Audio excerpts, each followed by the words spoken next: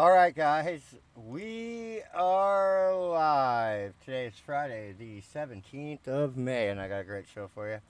Uh, yeah, we are currently waiting for the press secretary to come out. That could be a beautiful thing sometimes, just waiting, press secretary waiting. Yeah, she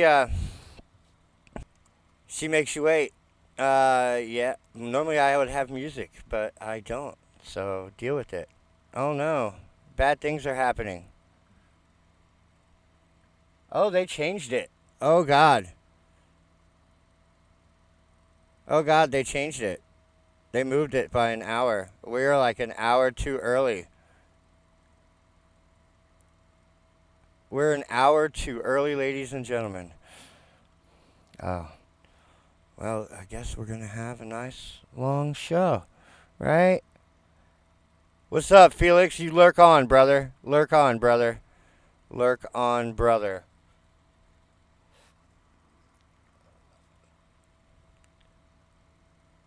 Wow. Yeah. Huh. Whoa. That's that is an unforeseen consequence, isn't it? Uh I do have several stories, but not no. I don't know. I don't know if we can do an hour. Like we can. I mean, we definitely can do an hour, but that's like what I'm prepared for, like at most, but not like an hour plus, right? There is news. Yes, Felix. We have lots of news, actually. I have lots of. Actually, there's lots of interesting things that are happening in the world. The way that the world is going, interesting things are happening. It's weird. It's like, the faster things get going, right? The faster they progress. I don't know. Some people say that when you're growing older, right, that time speeds up or something like that, or because it's your like relative, like a year relative to how long you've lived or whatever, right?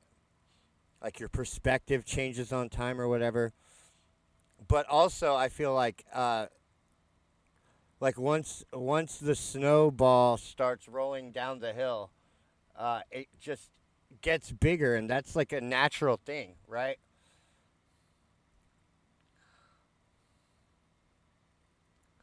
Right? Like we predicted yesterday, I made a prediction on the show, and I said that after crossing 40,000, the Dow would go down, and it would actually end the day negative, and that's exactly what happened. And while it's up today, so to speak, like in a sense, it's up, right? Uh, yeah, we basically have the lunchtime trade-off happening. Well, no, they're pumping it at lunch. Actually, it looks like. So, yeah. I don't know how this is going to end today, but I don't see it closing over 40,000. Right? That's not going to happen. Right?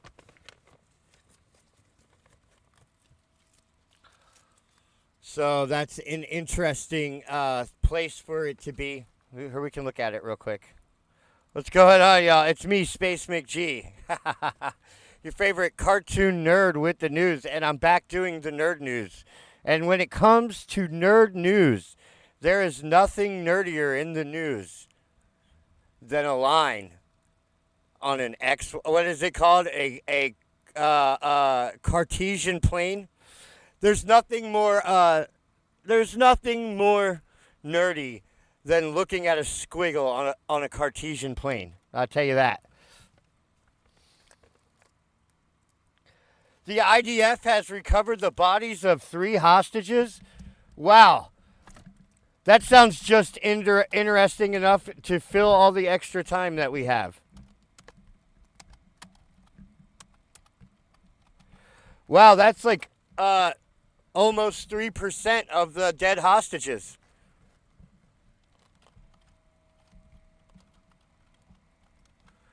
That's okay, we have that. That's officially true. Fact check true. Yes. Here, we'll just put that in there for later.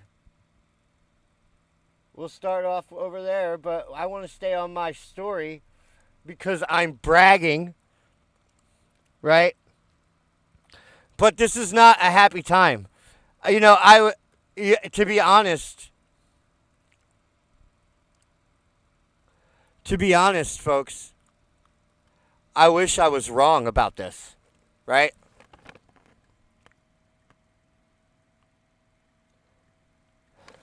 I wish I would have been wrong yesterday.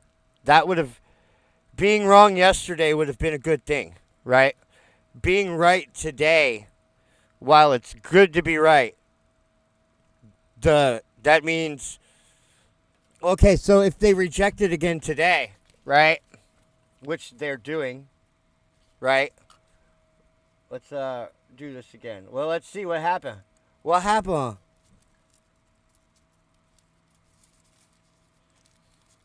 Okay. So they're going to break over. What happens if it... So they're going to push for 40,000 again, right? And if the market dumps all over them, right, the bull run is over. Right? I predict, of course, that the market's going to shit all over them, and then they're just going to take a big giant poop, right? And then it's going to go back to 36. It's going to go, because like 37, I think, was the previous, 36 or 37 was the previous all-time high on here. And so I have a feeling it's going to get beaten down next week, to back down to that area after it gets rejected today. So that's going to be a major blow to the Biden administration, by the way. All right, what's up? Who do we got here out in the crowd? We got Shemp Hemp up in this motherfucker. We got Ronnie Braun. We got Felix the Cat lurking. He be lurking. We got R&R Steve. Frank Totten. What you got for me, Steve? Cold beer?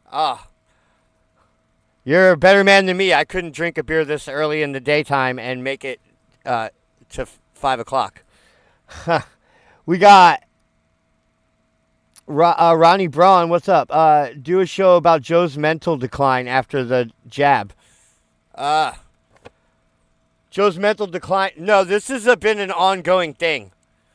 The reason you didn't see it, right, is because they hid it from you, right?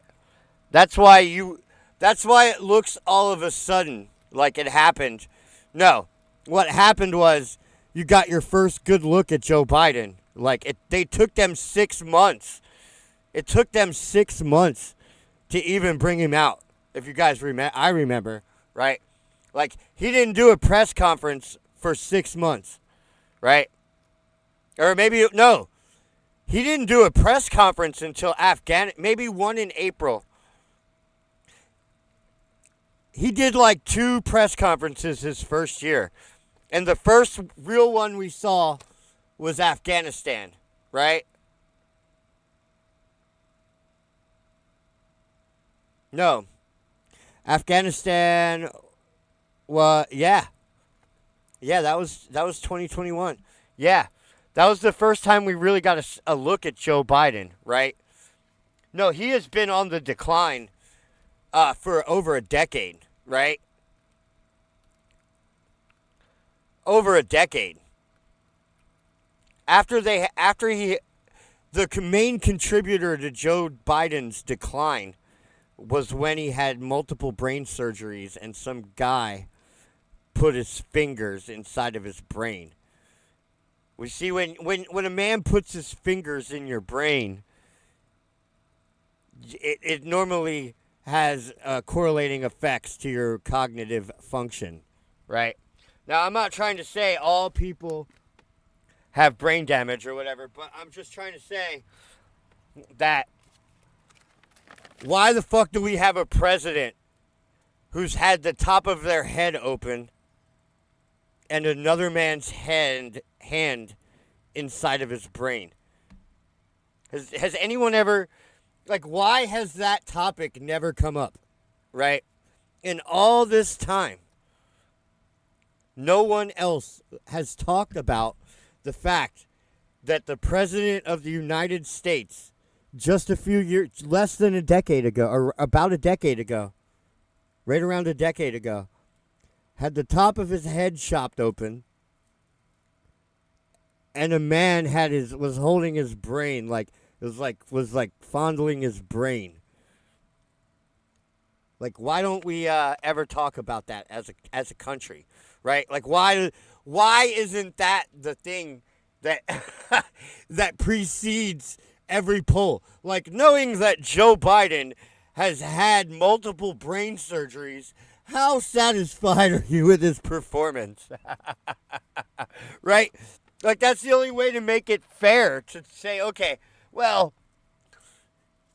I mean, is he doing that bad for a guy who's had the top of his head chopped open and a man's finger inside of his brain, right? Is he really doing that bad, considering that, right?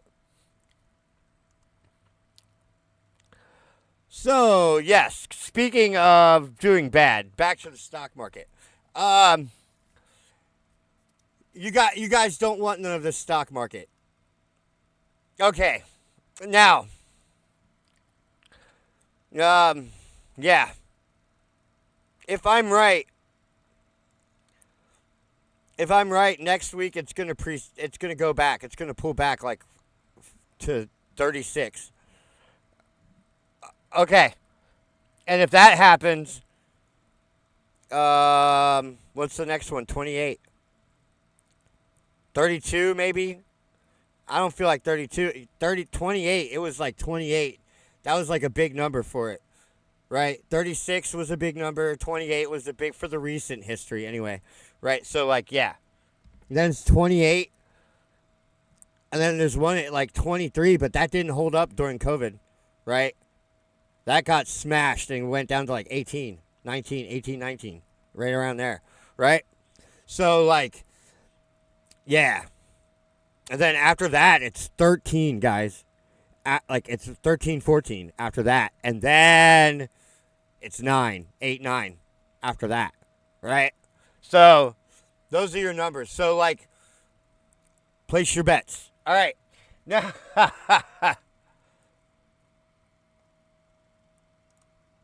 yeah. So that's how that goes. Now, let's get into the news. IDF recovers bodies of 3 hostages taken from Nova Music Festival in Gaza Tunnel. Oh, my God. Oh, this is a sad story, guys. They found dead Jewish ravers. Oh, that's so sad. This strikes a chord within me, right? Like, this kind of news is what makes me so angry. Because it could have been me, right? It's like it hits that close to home to me. Like, you know, to be like you hearing about somebody that was just like you, but like you're like whatever it is you do, like mechanics, right? All the 50-year-old mechanics got murdered, right? Like that would upset you, right? Right? 50-year-old electricians, 40-year-old fucking carpenters were murdered, right? All the 40-year-old Irish carpenters got murdered, right? You'd be upset, right?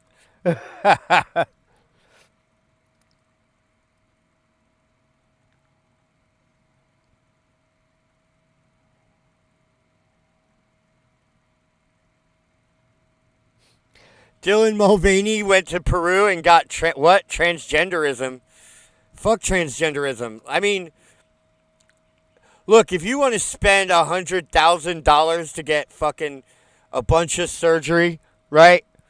You know, more power to you, right? Right, whatever, right? Live your best life, right?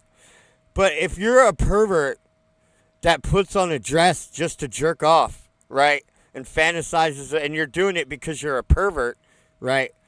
Like, and you're like, then you're a weirdo and you need mental help.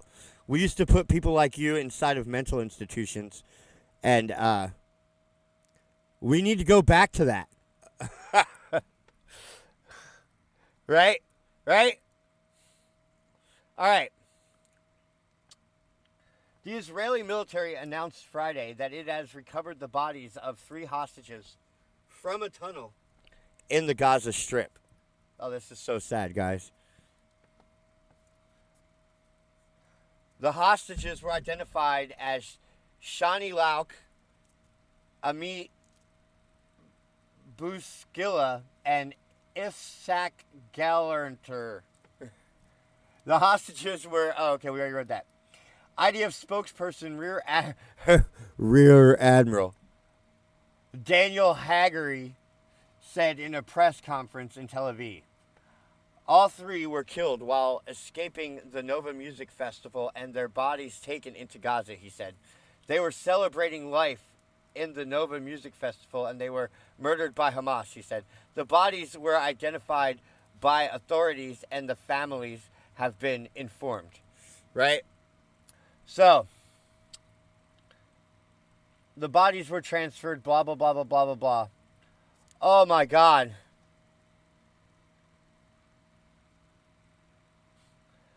Of the 3 hostages, only Lauk had previously been confirmed dead by the Israeli government.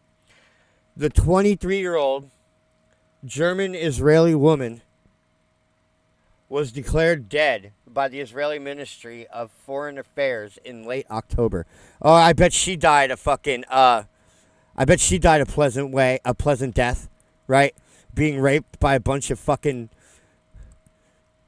jihadi fucking scumbags. Fucking perverts, right? Right? Imagine the horrible things. I'm just saying. Right? Oh God, guys, we have huge stories. I can't believe I'm spending... No, we have an hour to fill. God damn it. We have an hour to fill. Fuck. All right. Yeah, we'll just keep reading this. Right? The 23-year-old German-Israeli woman was declared dead by the Israeli Ministry of Foreign Affairs in late October. A source involved with her identification told CNN Lauk's death was announced after forensic examiners found a bone fragment from her skull. How the fuck do they do that? What, like DNA? I don't know what. I don't know how they figure that out. DNA. That's a motherfucker, I guess. Around 240 people were taken hostage and moved to Gaza during Hamas' October 7th attack on Israel that also killed more than 1,200 people. A little more than 100 were freed during a release deal in November, but the IDF believes there are still 132 hostages being held in Gaza. 128 of them were taken on October 7th. The IDF believed that of those 132 hostages, 40 are dead, including 2 who were taken in 2014. A deal to secure the release of the remaining hostages has remained elusive for months, despite rounds of talks between Israeli and Hamas negotiating teams. Last Friday, Hamas militants said Israel's rejection of a ceasefire plan submitted by mediators. Yeah. Israel, you don't even get to negotiate the terms of the ceasefire for the war you're winning. This is, nothing is unusual about that. To the victor never goes the negotiate, right? Like, never do we let victors dictate the terms of the war that they just won, right? I mean, that's not even why people wage war, is to get people to accept terms, right? Okay. Now, how dare they? How dare they expect us to meet their demands after we declared war on them, murdered their people, raped and butchered their hostages? Right? How dare they demand that we stop that? That's not the jihad way. That's not how Hajis do it, guys. Right? Right? All right. Now, it's just not their culture. Okay.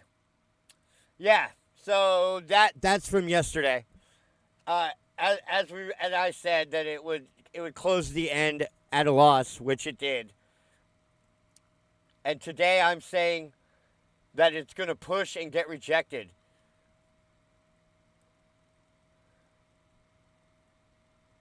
Where'd it hit this time? Yeah. Yeah.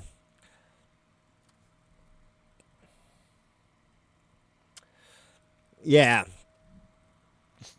Now, real news.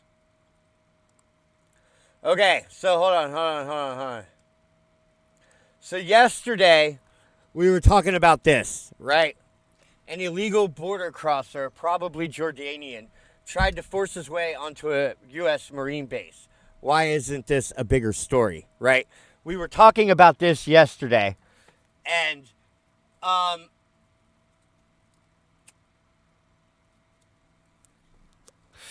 we were like, oh, that's crazy. How could that happen? How could this happen and no one's talking about it? Well, guys, I hate to break it to you. This happens almost multiple times a week. Oh, yes. Oh, yes. Guys, this has been happening ever since Joe Biden took office, actually. But it's happened, like they said, like 100 times this year already. I don't know. I don't. As you know, I don't like to read these articles, like really read them. I just like skim them just so I know what they're about. But I don't read them. That way I give you my real reaction to them, and I give you my honest opinion on what they're saying and what I think it means. Like, right? So, we figured it out together, right? Now, so, here we are. Yesterday, Chinese spies and Iranian terrorists are posing as DoorDash drivers to get onto U.S. military bases and steal secrets. Foreign nationals have increasingly been caught recording U.S. military bases. They come from China and Iran and Russia and have posed as DoorDash drivers. A top lawmaker told DailyMail.com that China and other adversaries are getting creative with the manner in which they are infiltrating the U.S. military's sensitive sites. Sorry, guys. Hold on. This is not right. Hold on. My monitor is crooked, and I can't read it right. Hold on. There we go. Often posing as tourists or DoorDash drivers who happen to wander off course and find themselves on or near sensitive and secret federal sites, they can more easily get inside. And it's not just Chinese nationals who are infiltrating U.S. military sites. Iran, Russia, and terrorist groups from the Middle East are also involved. Representative Glenn Grothman, a Republican from Wisconsin, exclusively told DailyMail.com in a sit-down interview. Right? It says, last year, so over the last year, at least 100 Iranian, Chinese, other Haji-related, right, terrorists have tried to gain access, right, either tried or been caught. That doesn't account, right? That doesn't account for all the ones that got away, right?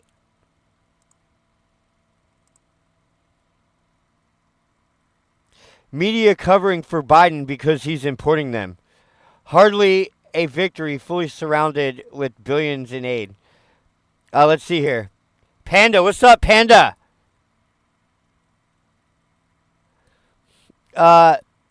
Usi, what's up, Usi?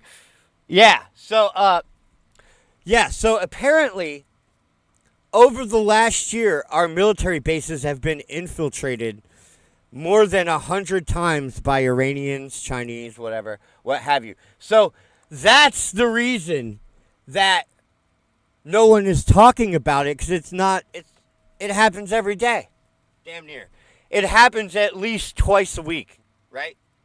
On average, twice a week, including fucking holidays, right? It happens.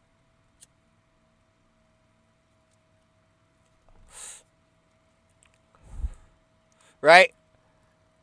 So, and it's been happening, right? Let's find out. In the early morning of May 3, 2 men in a box truck. So, okay, so, oh wait, no, this was the other one. That's not the one we care about. We already read this one yesterday. If you don't remember, that was about this, except for it was Jordanians or Palestinians or Hajis or whatever. Okay? There have been reports of Russians. There have been reports of Iranians. There have been reports of people from throughout the Middle East, people who are members of terrorist organizations, and also being caught near military bases, Grothman said. Though the Republican did not specify which terrorist groups have been caught. It's probably classified. Grothman did confirm, however, the efforts from Iran, Russia, and the terror groups will be discussed during a classified House Oversight Subcommittee on National Security, the Border, and Foreign Affairs hearing Thursday. He also claimed that various foreign nationals may be getting jobs. They may actually be getting jobs at DoorDashes, right? Legitimately getting jobs as DoorDash or something, Amazon, right? And then poking around, seeing what they can find out from the U.S. military bases. So not only are they breaking onto the bases, right, pretending to be DoorDash tourists, what have you, right? They're also coming here, getting work as these things legitimately in these areas around these bases in order to gain legal access to the building and then abusing their fucking visitor pass, right? So, like, this is fucking bullshit, right? Right? Now, yeah, and no one is talking about this, right?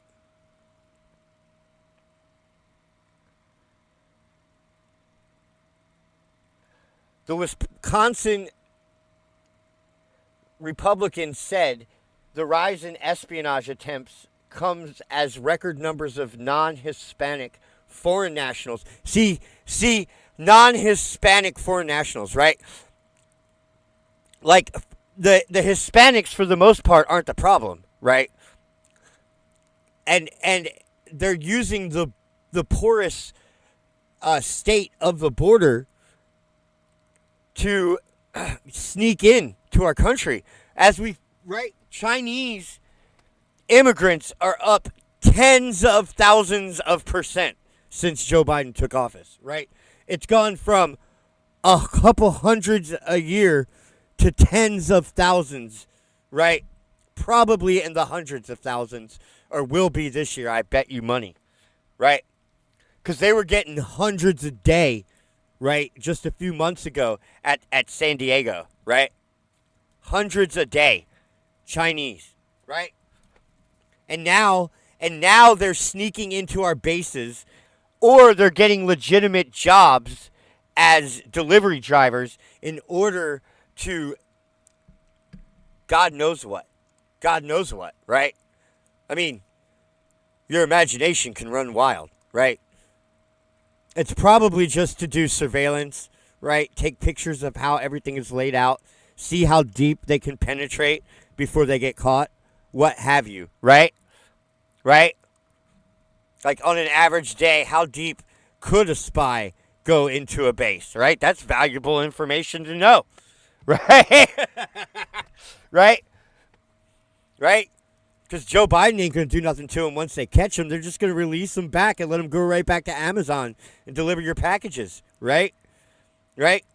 And I've noticed here that we get Russians, right, that deliver the Amazon, because my friend we had to sign for the wine bottles sometimes, and yeah, it's always a Chinese or a Russian or somebody between China and Chinese and Russian, right? Because remember, like, Russian people are Asian, right? For the most part, right? There's some that are European, but most of them are Asian, and they look like Chinese people, right? It's hard to tell, right? So, yeah. But I asked one of them, because I thought he was like Turkmenistan or something like that. I was close. He was like Kazakhstan, right? I thought he was more Arab than Asian, but he was more Asian than Arab, I guess. I don't know. Yeah. The DoorDash issue is self-correcting. So many migrants have been getting jobs with them, then stealing the food. The company is on the verge of collapse. Nuh-uh. Really? That's hilarious. It's fucking hilarious. Give me a link for that one, Frank. We got an hour to fill here, buddy. Yeah. Listen to this. Customs and Border Protection, right, has arrested nearly 25,000 Chinese migrants. Yeah, Chinese migrants are up by a factor of 80 in 1 year, right? 80 times, right?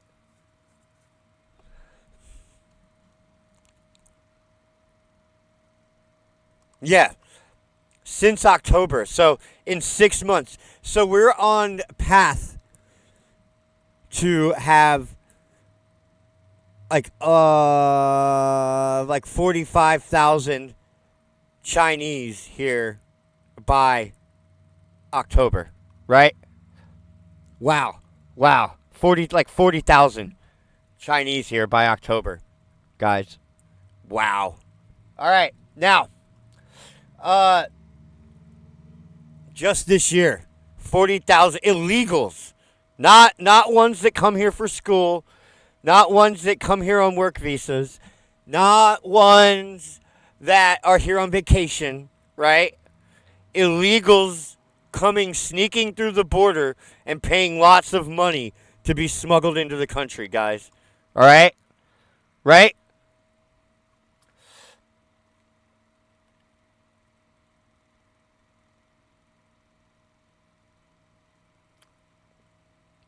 Grothman and his fellow Republicans have long decried the current situation at the border. There's no time more tempting for foreign countries to come in here and say, let's poke around and get information on the American military bases. Operatives from the communist nation have been caught scuba diving close to Cape Canaveral. That's where we do missile launches. Hey, thank you.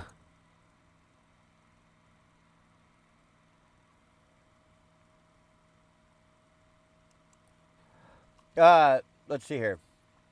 So Cape Canaveral, wandering onto a missile launch site in New Mexico and claiming to be staying at an Army base in Alaska. The Republican also told DailyMail.com that some foreign nationals are instructed by their governments to spy on the U.S. bases. When these Chinese come here, they are told by the Chinese government that they are supposed to take pictures of anything that's suspicious or they feel might be helpful, right?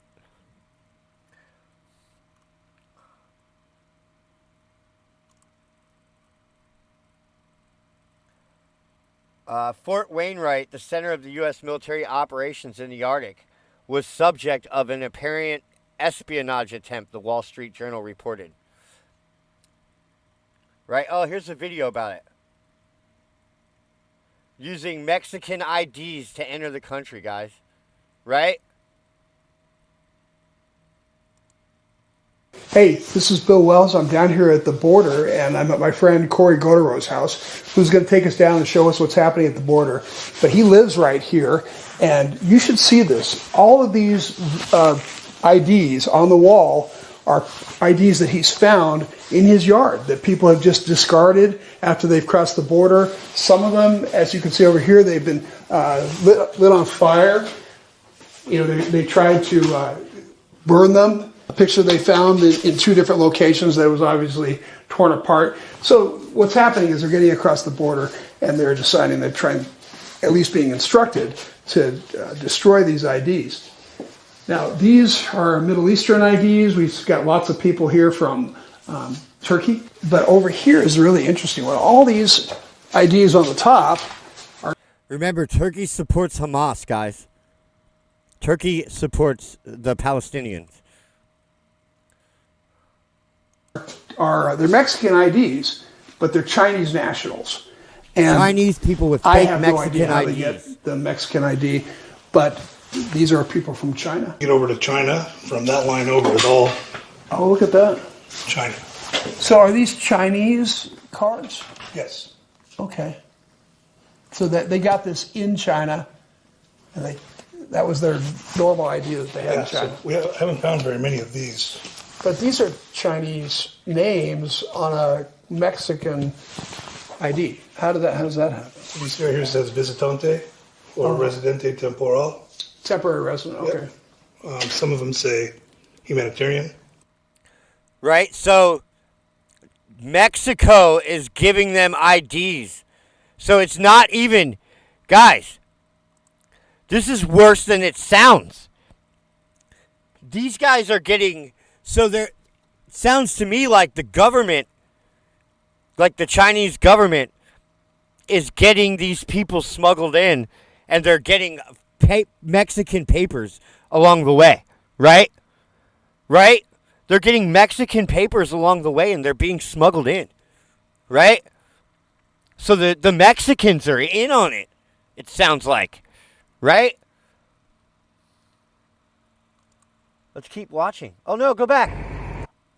Hey, this is Bill Wells. I'm to get the Mexican ID. They have a reason for being in Mexico. So this is a Chinese merchant marine passport, and if you turn it over, you can see everything's all cut up. So obviously, they're discarding these at the border, and they're going with some And they're other throwing form of away ID. all of their Probably ID because when they get here, They want to claim guys. asylum, and if you Why? have Because they're going to meet with a handler that's going to supply them with legitimate American paperwork. a passport and you have In a new ways name. to be tracked, you don't want to be tracked, and you want to just say that Right? you were here That's without why. anything and claim How this. do they get these jobs at DoorDash? Right? Because they have this American paperwork, right? Right? So somebody, once they get that's my, I don't know this for a fact. This is just what my gut's telling me, okay? I'm out here at the border right now. This is a dirt road kind of out in the middle of nowhere. And this is what the real face of this immigration crisis looks like. These are not people that you're seeing that are put up in hotels. These are people that have just come across the border. They're from mostly China, some people from the Middle East. Nobody here speaks English.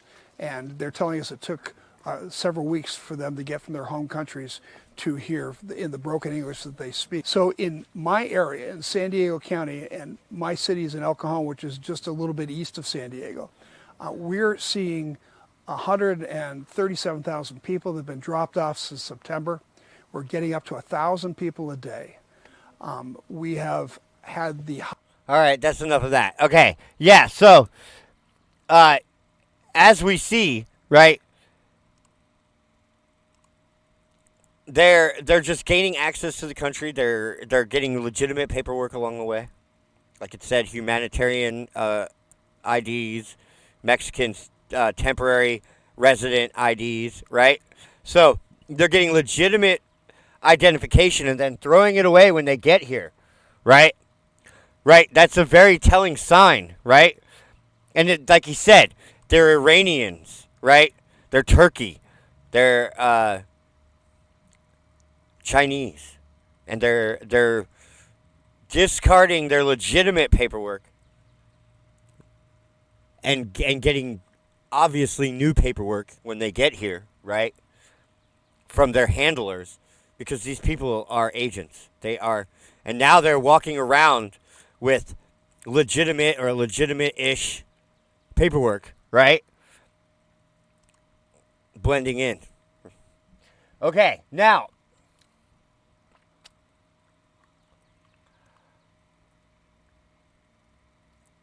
speaking of the me Chinese, me play trick, things are getting retarded in the Philippines, guys. Bad things are happening. We follow this story a lot, right? And this may sound like it's the same thing, but it's totally different. Like, this is now, okay? So, now it's civilians. I believe it's a different island now, too. And the civilians are going there to supply the fishermen at this place, okay? Right? And this is like a civilian group. Now, this is not Filipino military, right? And we have the Chinese harassing them, too. Civilians, right? This is where things get... This is how things could easily get stupid, right? I saw a military strategist talking on Fox News, and he said also, and it wasn't even about this. This was just about Joe Biden's failures and global wars that are happening under Joe Biden. That's what the topic of the news show was about, right? But he, the strategist, said that he believes that the Philippines will be the next war that starts. Not Taiwan, the Philippines, right? Like, and it could explode at any time, right? And it's because of stupid shit like this. Right? Manila, Philippines. Chinese Coast Guard ship shadowed a group of Filipino activists. So civilians, guys.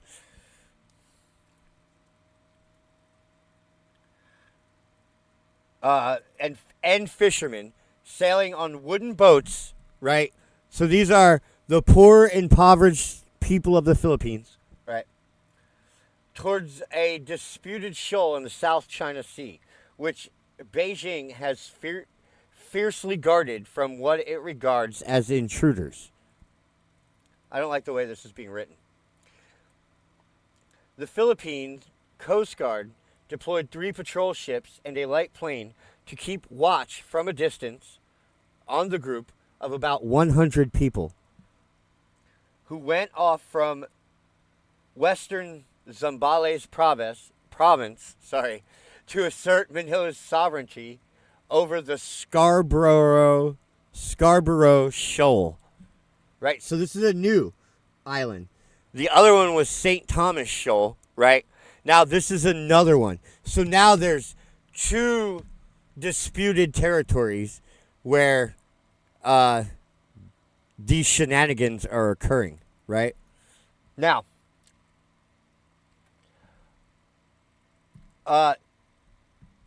dozens of journalists joined the 3-day tour, a 3-day journey. The Navy also dispatched a ship to keep an eye on the participants. The four wooden boats carrying the Filipinos were still far from the shoal when at least 2 Chinese Coast Guard ships began shadowing them at nightfall. Sneaky, sneaky Chinese, I tell you. Some chanted "At Teen Ito," the name of the group, which means this is ours. Uh-oh. China's not going to like that. In Tagalog, that's the language that they speak over there. Repeatedly after they spotted the Chinese Coast Guard ships. Aten Ito contingent will continue with its course, the guy said. Let's see here. So that's like a picture of the boats, right? They're these kind of boats. Right? Like some third world Filipino shit, right?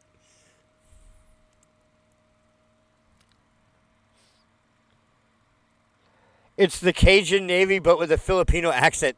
Well, the Filipino accent sounds like Spanish. Actually, Filipino, the Tagalog language has a lot of Spanish words because the Philippines was conquered by Spain like hundreds of years ago, like 1600 or something like that. Yeah. So the Philippines were part of Spain for like hundreds of years. Our boats are exercising evasive maneuvers while the Philippine Coast Guard continues to maintain its close distance to the convoy to thwart any further attempt from Chinese Coast Guard vessels. Yeah, the Philippines is actually one of the most deeply devout Catholic countries on the planet. They have this like Easter thing where they walk around whipping themselves and carrying crosses through the city and shit. Like the Philippines is a right-wing middle-aged man's paradise, right?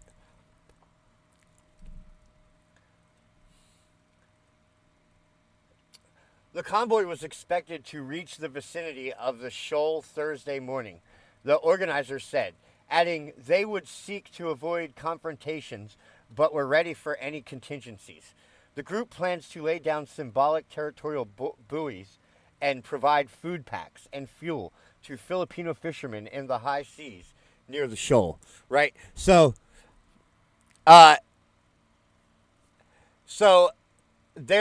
there's like a fishing operation going on here, right? And the people are trying to supply the fishermen, right? And also reassert their claim over the disputed territory, right? Okay, in December, the group mounted an expedition to another disputed shoal, but cut the trip short after being tailed by the Chinese ship. China effectively seized the Scarborough Shoal, a triangle-shaped atoll west with a vast fishing lagoon ringed by mostly submerged coral outcrops, by surrounding it with its Coast Guard ships after a tense 2012 standoff with the Philippine government ships, right? So this has been going on for a while, apparently.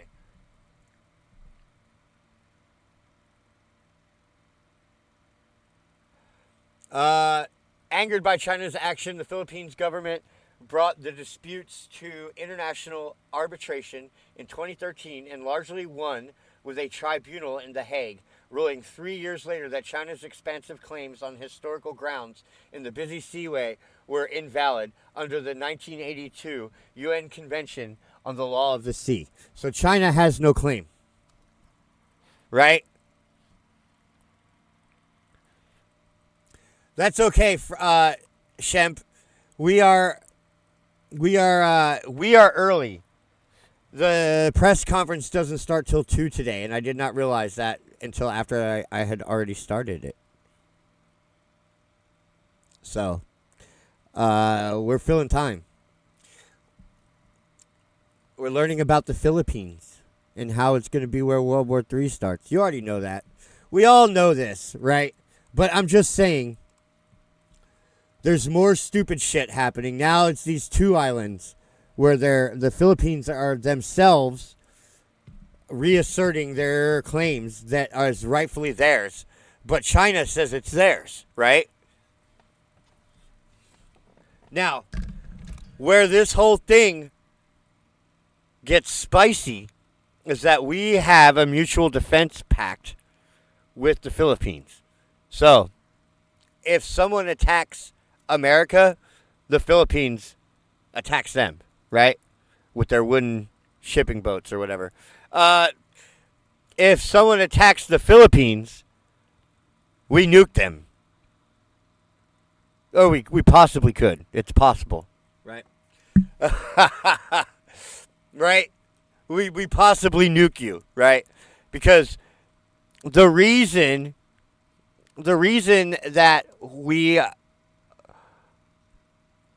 are so kind to the people of the Philippines, to basically flex in their name, right, is because They let us park all of our Navy and nuclear submarines and like our armies right there in the Philippines. We have, I believe it's 9 or 12, something like that. I believe it's 9. 9 bases in the Philippines, right? So that's our shit, right? That's our shit. We own the Philippines. So, yeah. So, if Philippines declares war on China, we declare war on China. Is how that goes, right?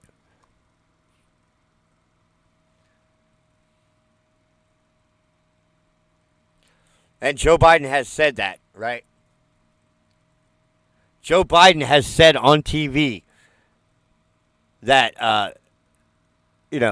an attack on the Philippines is an attack on the United States, right?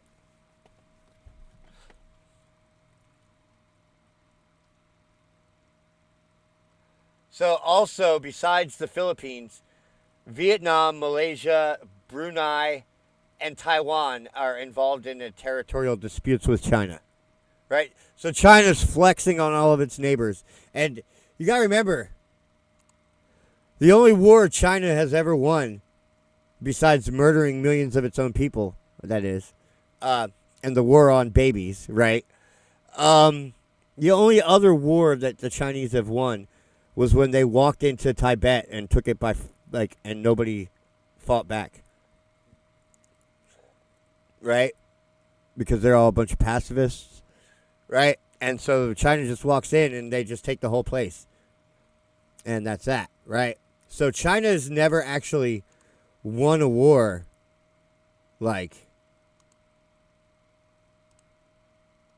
ever. Ever. China's never won a war. Ever. They've only won wars against themselves. The Mongols came and they won, right? The China's best idea was put up a wall, right? All the Chinese could do is put up a wall, right? And, 100 years later, the emperor of China is Kublai Khan, right? Kublai Khan, who is a descendant of Genghis Khan, right? Genghis Khan, right? So China's never won a war, ever. Ever, ever, ever, ever, ever, ever, ever, ever, ever, ever, ever, ever.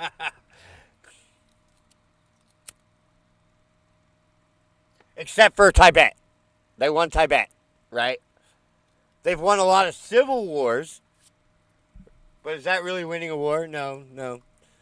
It's just you beat the other parts. So China technically has lost every war because most of China has lost to one guy, right? One guy has conquered all of China many times, is what I'm saying, right? But China never conquers anyone, right? They can't even, the ocean beats China in most cases, right? You think what happened to the Spanish Armada is crazy. That happened to China twice.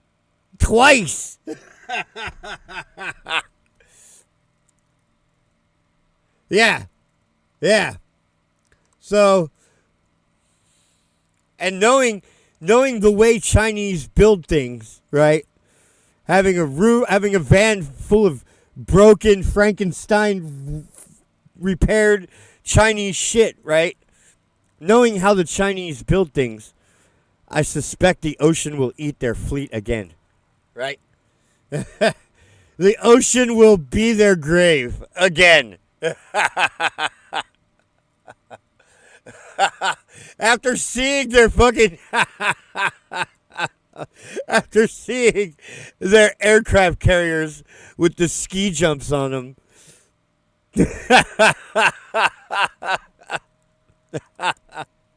the ocean shall be their grave.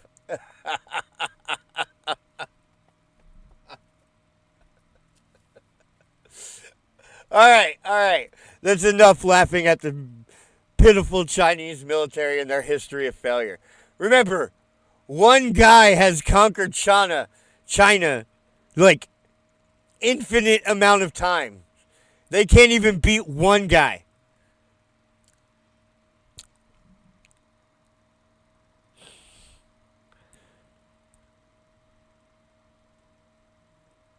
Yeah, I don't know anything about that, Steve. All right. All right, so as we learned a few weeks ago, they have been experimenting with geoengineering, right? If you know me, which you all do, I've been following this subject for a very long time. It's how I got into YouTube, actually, was my first video was about chemtrails. And I debunked debunkers, right? And now, and no one has ever debunked me.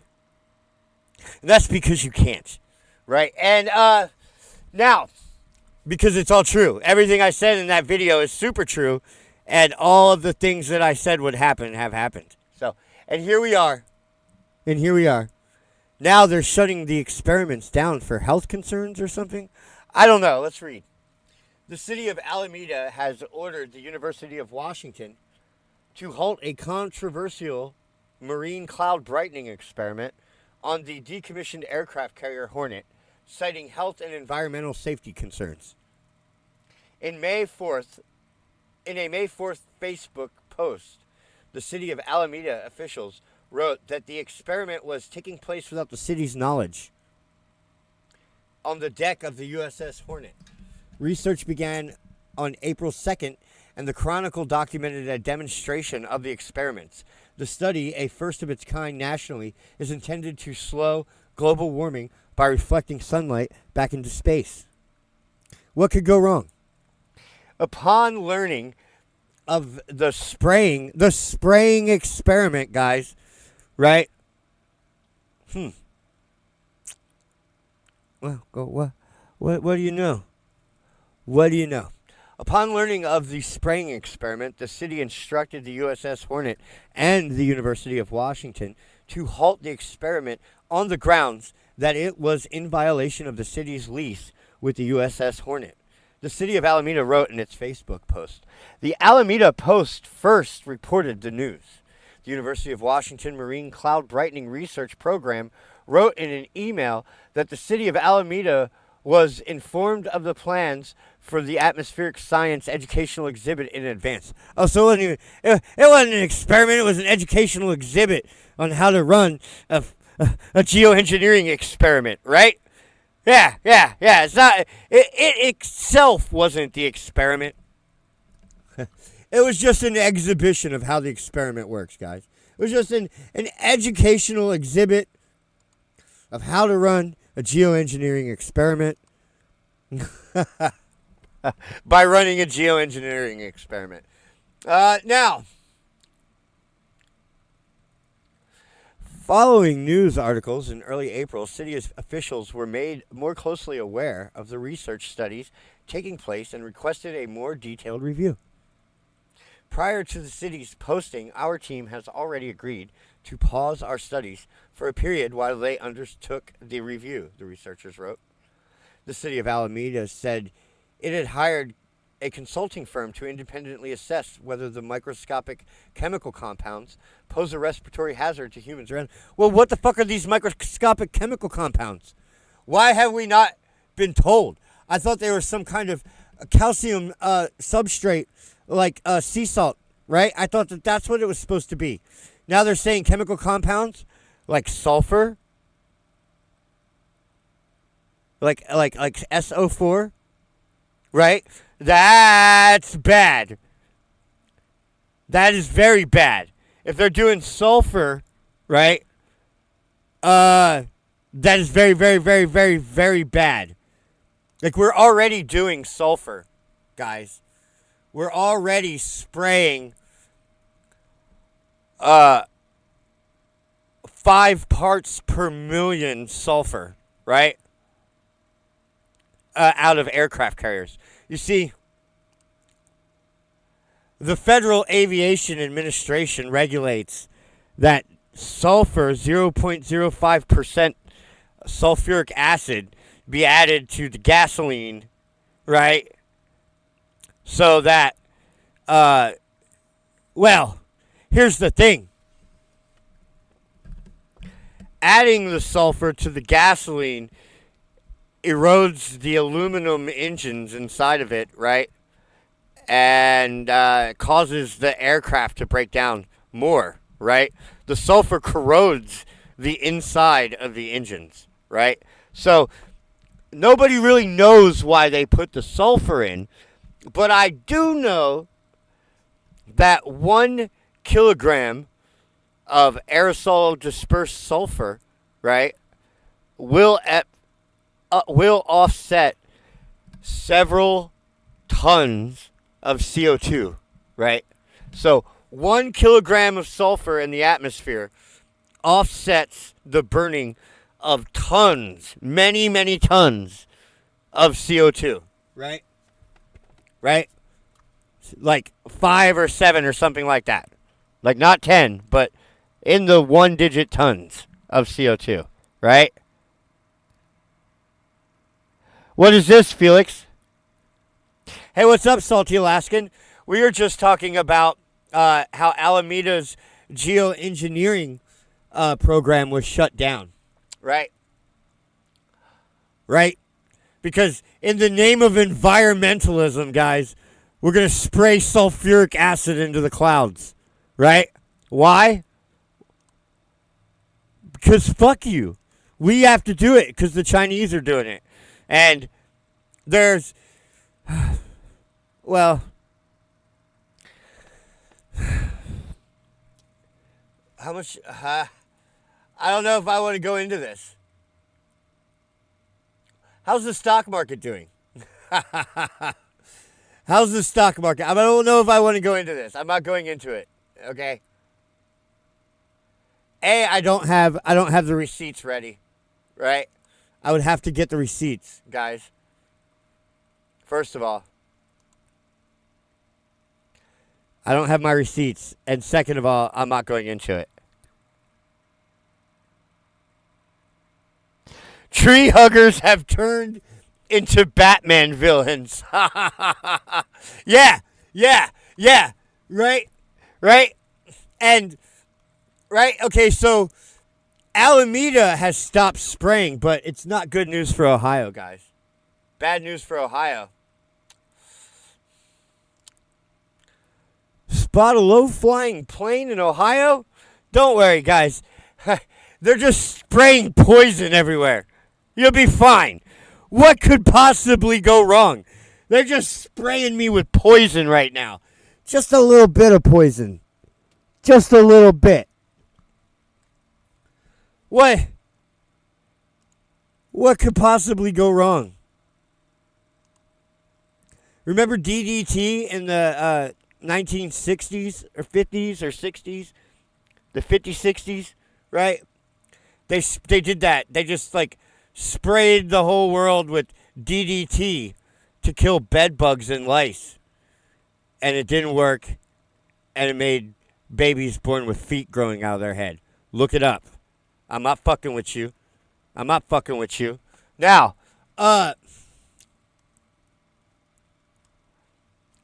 spot a low-flying plane in Ohio. They're spraying to stop the spread of an invasive species. If you spot a low-flying plane in the skies this month and the next, so for 2 months, they're working to stop the spread of an invasive species. The Ohio Department of Agriculture said they will be deploying small planes to aerially spray to stop the spread of an invasive species, the spongy moth. The aircrafts fly around 100 feet above the treetops. 100 feet. So trees are what? Say 5 stories tall, right? So 200 feet max, right?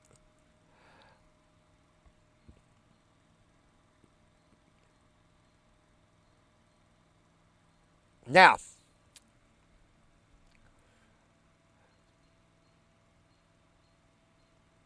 treatments will be treatments, guys. Treatments. It's just a medical treatment, just a medically prescribed low dose of poison for everyone, for the water, guys, for the children of Ohio, right? The treatments. The week of May 7th, followed by a second application the week of May 14th. The remaining applications are tentatively scheduled for mid-June, weather permitting. Ohio Department of Agriculture said the spray is an organic, biodegradable product that is harmless to birds, bees, plants, pets, and humans. It's just those darn moths. We gotta kill all them moths. So, yeah, we're gonna spray you with it, okay? But don't worry, it's safe and effective, guys. It'll be safe and effective. When has the medical community been wrong over the last decade? What have they gotten wrong? Right? They released Zika virus into the world. They released the COVID thing, right? God knows what they're working on now. Oh, that's right. It's bird-to-human bird flu transmission. Remember we read about that? That started as soon as Joe Biden took office. As soon as Joe Biden took office, he funded the Wuhan Institute, to make a bird flu transmissible to humans. What, you're shocked? This is what they do, guys. Now, but don't worry, guys. This poison will be totally safe and effective. It'll both kill the moths. It won't make super moths. And it won't hurt you. We promise. Double pinky swear. All right?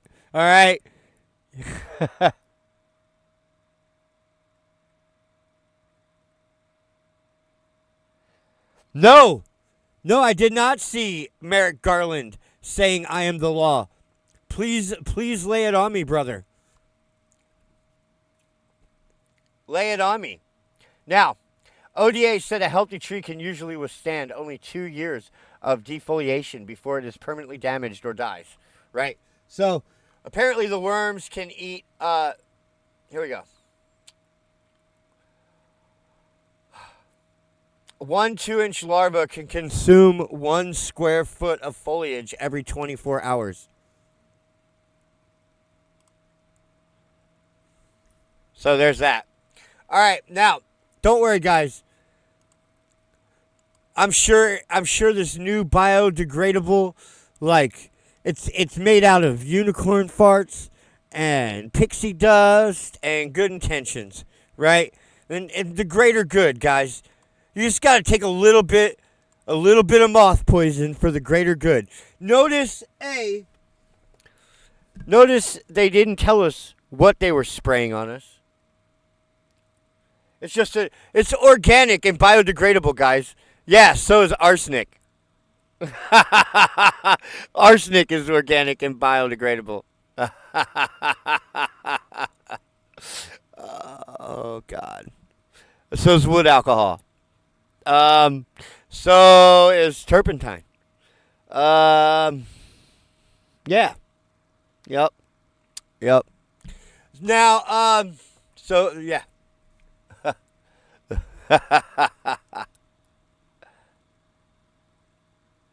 What you got for me, bruh? Oh, shit.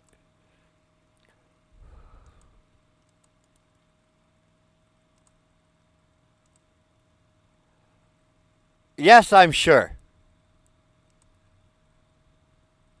YouTube wants to know if I really want to leave YouTube. Oh, God. All right, let's have a look-see. Merrick Garland saying, I am the law.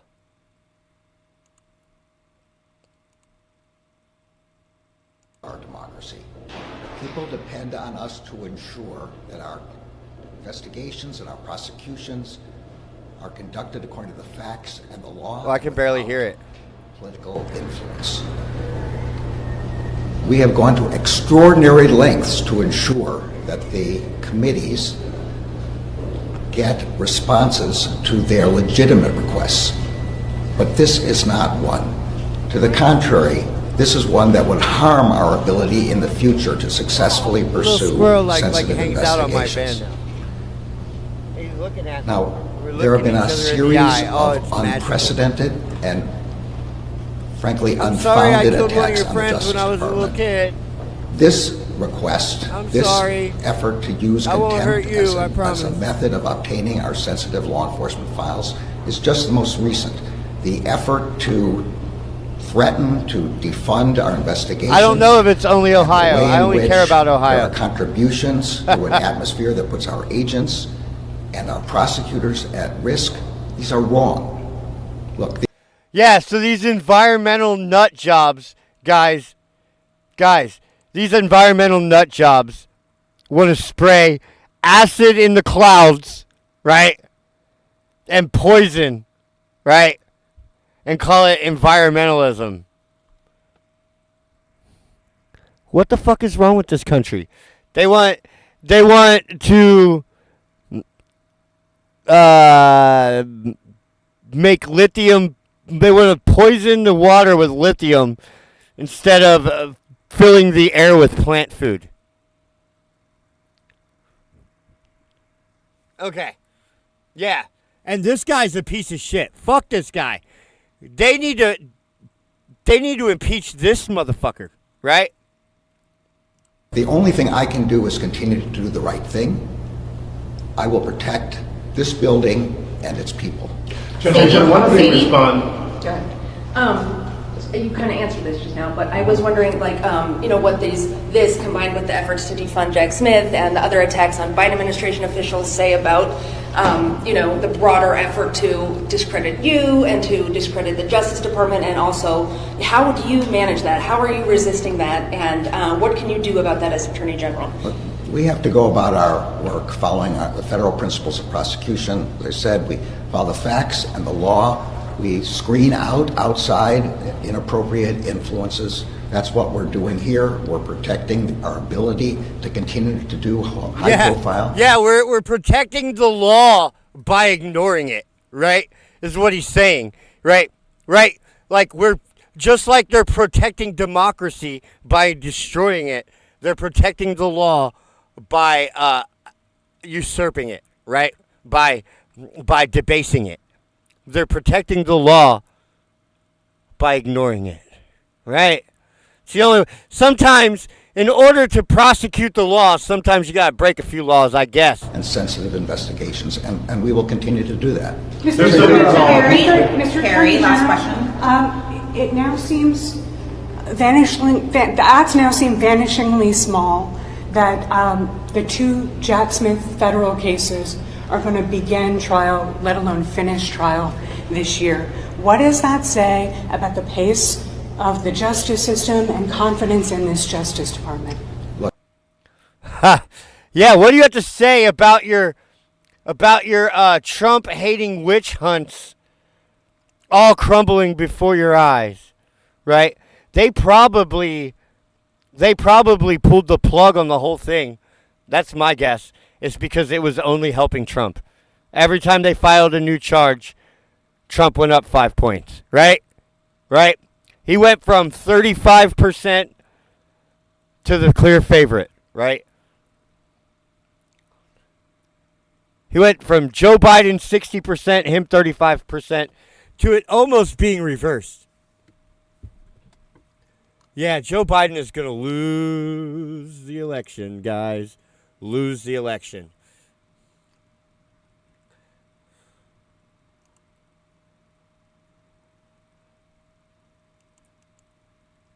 God, this bitch is taking forever. Well, technically, we were an hour early. I have more news. Welcome to the laser wars. The age of laser weapons is finally upon us, guys, and I've been telling you this forever. The United States Army has officially sent a pair of high-energy laser weapons overseas to defend the American troops and U.S. allies against enemy drones.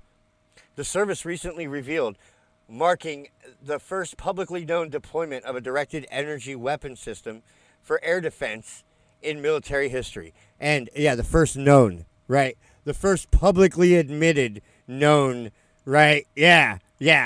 That's the caveat right there.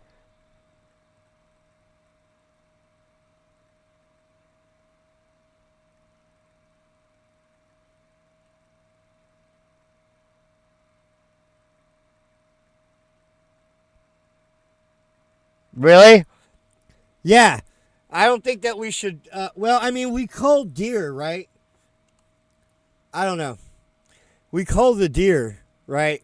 That's for their own good, right? Because we can't just like feed them, right?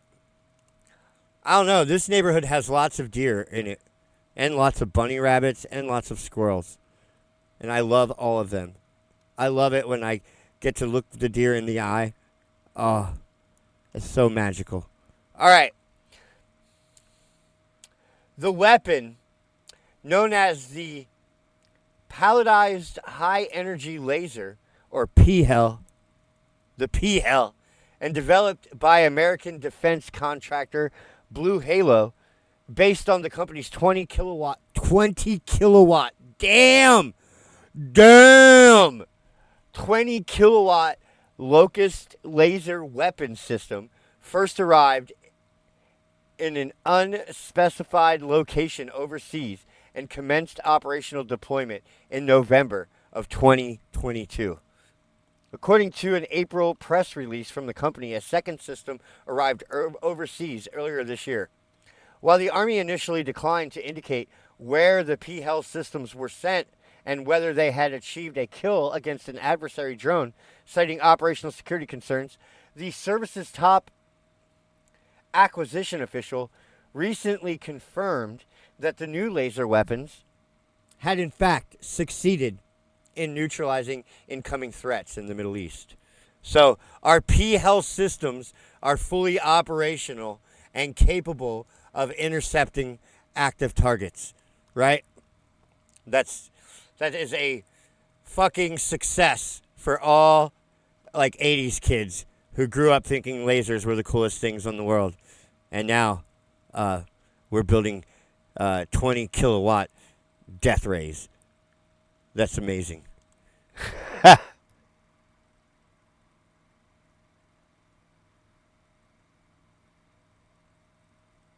You got a freezer full of deer? They're an invasive species? Oh, don't eat the deer. Oh, they're so magical. Oh, they're so beautiful when they frolic and they prance. I love them. Don't eat them. Oh, they're so beautiful. They're my friends. I'm Snow White, except for I'm Snow Space. I'm Snow Space. Yeah. And I do mean snow as in cocaine. All right, now let's go. All right, deer are just big rats, but they're majestic rats. Okay. News of the PHEL deployment comes as the U.S. military seeks to aggressively bolster its air defense capabilities amid a dramatic increase in drone and missile attacks against U.S. troops by Iran-backed militias in the Middle East, as well as against U.S. Navy warships operating in the Red Sea by Houthi rebels in Yemen following the October 7th attack of Israel by Hamas. Since the beginning of the Israel-Hamas conflict, the U.S. Department has been slowly but surely hinting at the use of laser weapons downage of the PHEL in the Middle East for operational use is a technological victory for the U.S. military, which has actively pursued research related to directed energy weapons since the 1970s. Yeah, so you think that this is the first time that they've done it in fucking 40 years? No. Almost 50 years? No.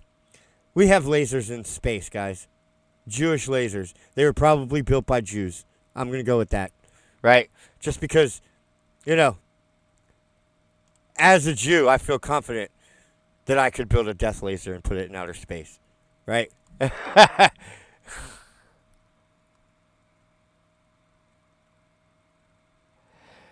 No, deers are definitely delicious. I'm not going to lie. The deer is delicious. I will eat it if it's already dead. I'll eat it. I just don't want to be the one that hurts it. You hurt it, I'll eat it. But don't tell me about hurting it, because that's sad. All right. Following in its creation in 1960 by American engineer and physicist Theodore Malman, the laser, technically an acronym for light amplification by stimulated emissions of radiation. Oh, how special. Became a futuristic weapon of choice among both science fiction writers and military planners. This wasn't surprising. While Malman touted the potential scientific applications of his discovery when he first unveiled it to the country later that year, the laser immediately conjured up visions in the public consciousness of the Martian heat ray from H.G. Wells' War of the Worlds. Yeah.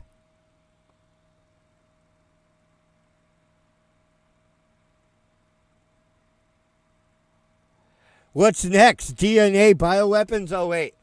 Oh, no. Holy harlot, that's ignorant. That's ignorant, and you're wrong, and that's dangerous thinking. We all know it's race-specific bioweapons. Race-specific bioweapons. All right, now.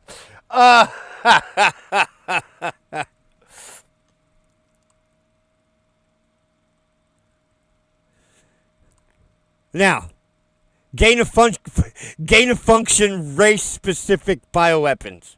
Now,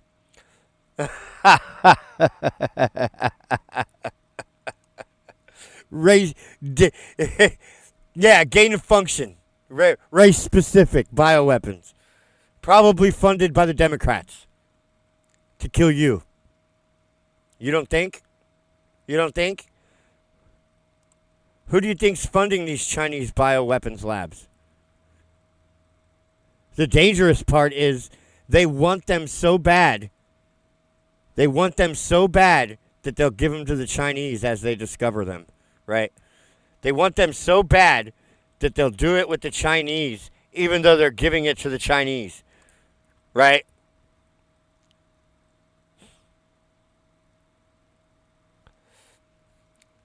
Apart from international attempts at developing non-lethal laser rifle, over the decades, the Pentagon has generally envisioned employing modern directed energy weapons primarily for defensive purposes.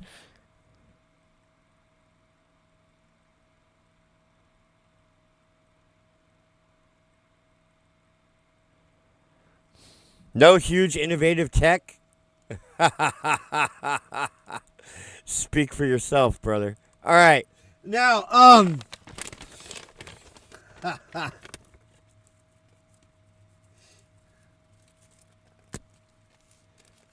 wait till they get a load of me. All right. Yeah, so laser weapons. It's just, we've gone from we built laser weapons we built the Star Wars project to we never built the Star Wars project to if you believe in laser weapons, you're a retard, to we would never put laser weapons out, to we've had laser weapons for 40 years. Ah, wow. What do you know? What do you know?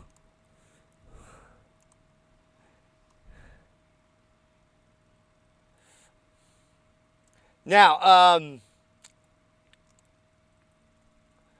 yeah, the secretary has not come out yet. So she's now a half hour late after rescheduling an hour late. So she's 90 minutes late, guys. 90 minutes late. What we got here, Felix? Yeah, you already sent me this.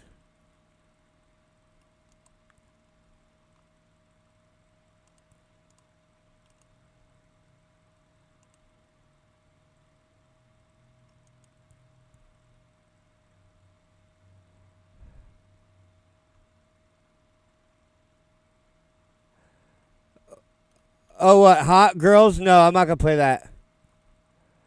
That's not what this show is about. And the show is about commenting on the attractiveness of the people making the news stories, yes. But no, we're not just going to look at random hot girls, right?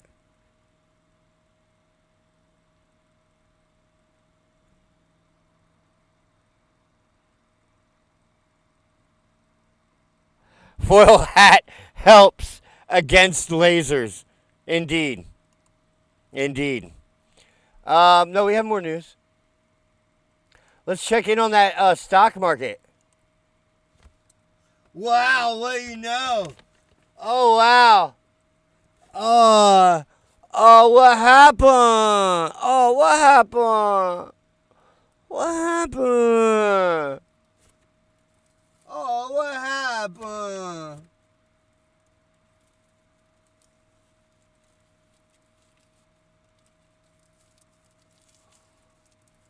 What happened?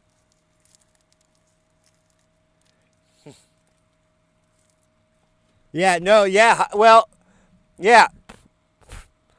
We will only talk about the hotness of the girls who are in the news, right? Like, you know, or any way else I can, or unless the topic is hot girls, you know, we could do that. But no, we don't just objectify women here. I mean, we do, but only for comedic value.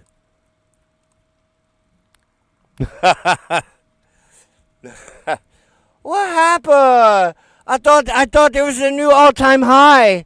Oh, I thought we were going to the moon. Oh, it's not going to the moon. Oh, there's no moon.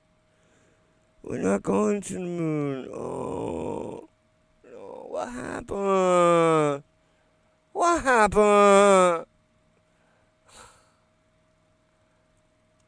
Here's what happened. They've been poisoning you. Did you know that? Did you know that they've been poisoning you slowly over your whole entire life? I don't know. I don't know, Ash. Let's find out.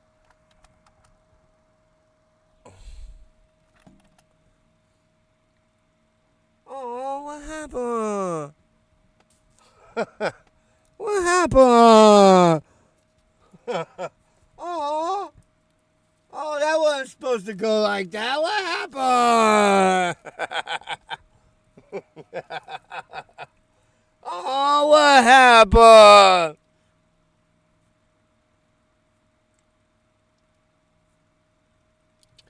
Yeah, well, here's the thing. The big indicator was all the meme stocks pumping again, right? Right? Fucking AMC pumped.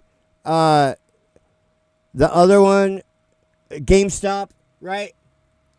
That was a big red flag to me.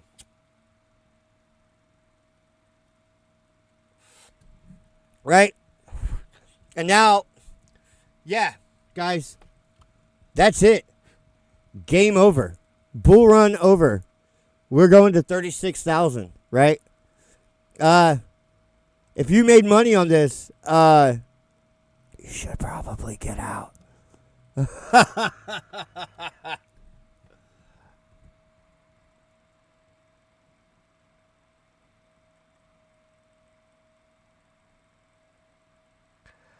Oh, okay, it's an art. I thought we were talking. I thought it was like a swimsuit thing. Yeah, it is. Yeah, it is it's a swimsuit thing. We're not.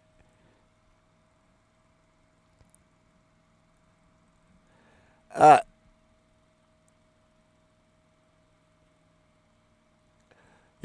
your money's in the market. I mean, I'm not so confident that I would tell you to pull all your money out, like for real. But here's what I will say. That when Monday comes, right, and once it goes below 36, it could drop all the way to 28, is all I'm saying, right? There's pretty much nothing in between there, right? 36 and 28, right?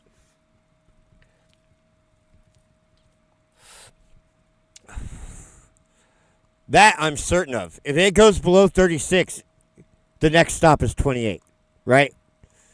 Before it turns back around, right? And if it gets rejected, it'll get pushed down again. And eventually it's going to crash through 28, right? Once it breaks 28, like 23 didn't hold last time, right?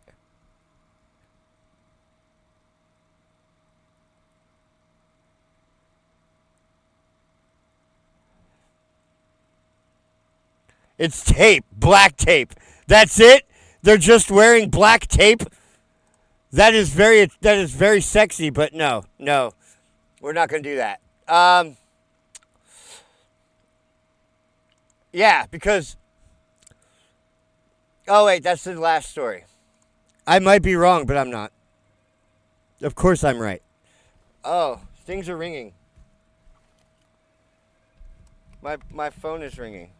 Things are happening to it.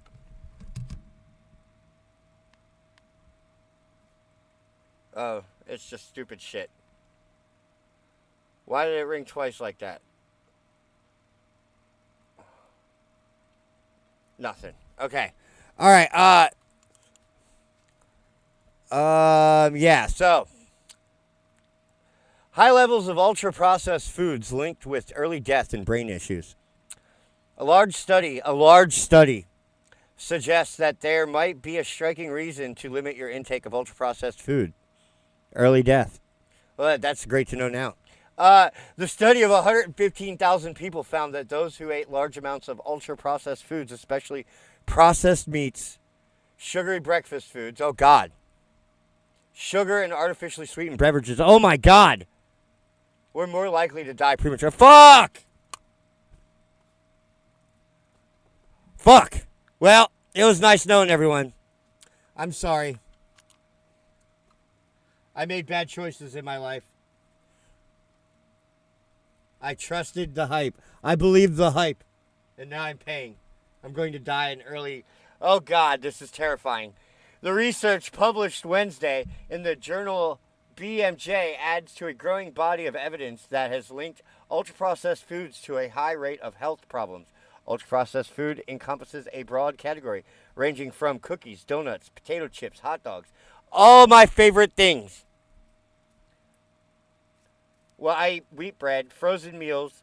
Scientists say that what these foods have in common is that they are typically formulations of industrial ingredients that are designed by manufacturers to achieve a certain bliss point, which causes us to crave and overeat them. They also tend to be low in nutrients such as fiber, vitamins, and minerals.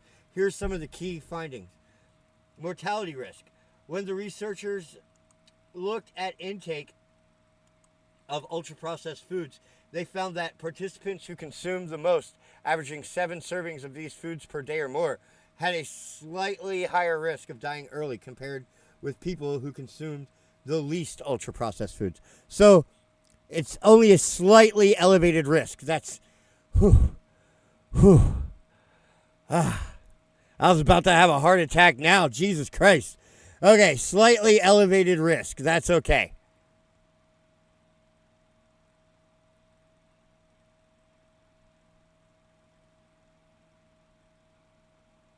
They should test for tranny tests. Tranny effects. Yeah, that is everything I eat, Felix. That is everything I eat.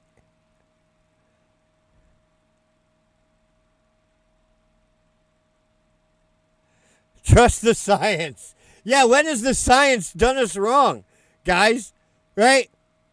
We've been trusting these food scientists for 50 years, and look what they gave us. Increased mortality. It's true. Let's read on. I feel like I'm okay, though, because I feel like what's more important is eating small portions and not eating a lower amount of calories, right? Like, and getting the most right? I try to eat less food than stuff that's more calorie rich, right? But weighs less. More calories, right, per serving.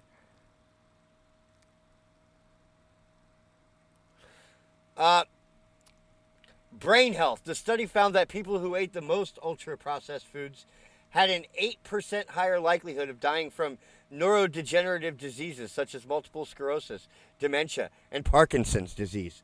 Oh, Joe Biden must eat a lot of hot dogs. But they did not find a higher risk of death from cancer or cardiovascular. Well, that's good, I guess. Increased risk with certain foods. The researchers found that there were certain ultra-processed foods that were particularly associated with harm. These included processed meat, white bread, sugary cereals, and other highly processed breakfast food, potato chips, sugary snacks, and sugary beverages, and artificially sweetened drinks. God damn it! Oh, artificially. Okay, good. I don't drink artificial. I don't drink Diet Coke. I drink the real deal. And finally, we have the press secretary. Real quick.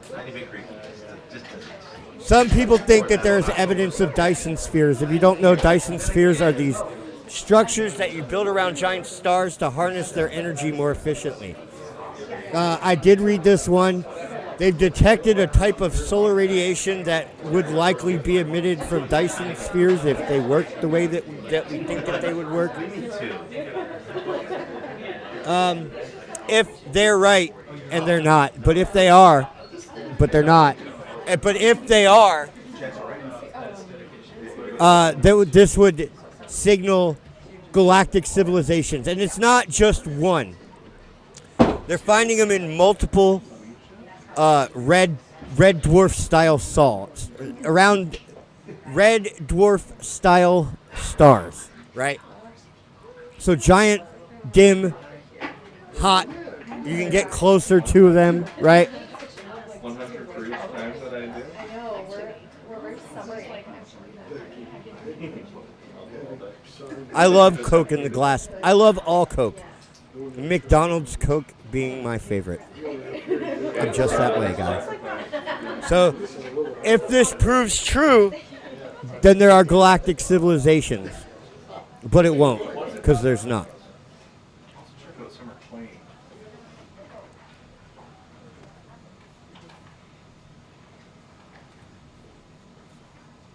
But if it does, I'll eat my words. But I will never do that, because it never will happen. But that's the kind of proof I would require. Right?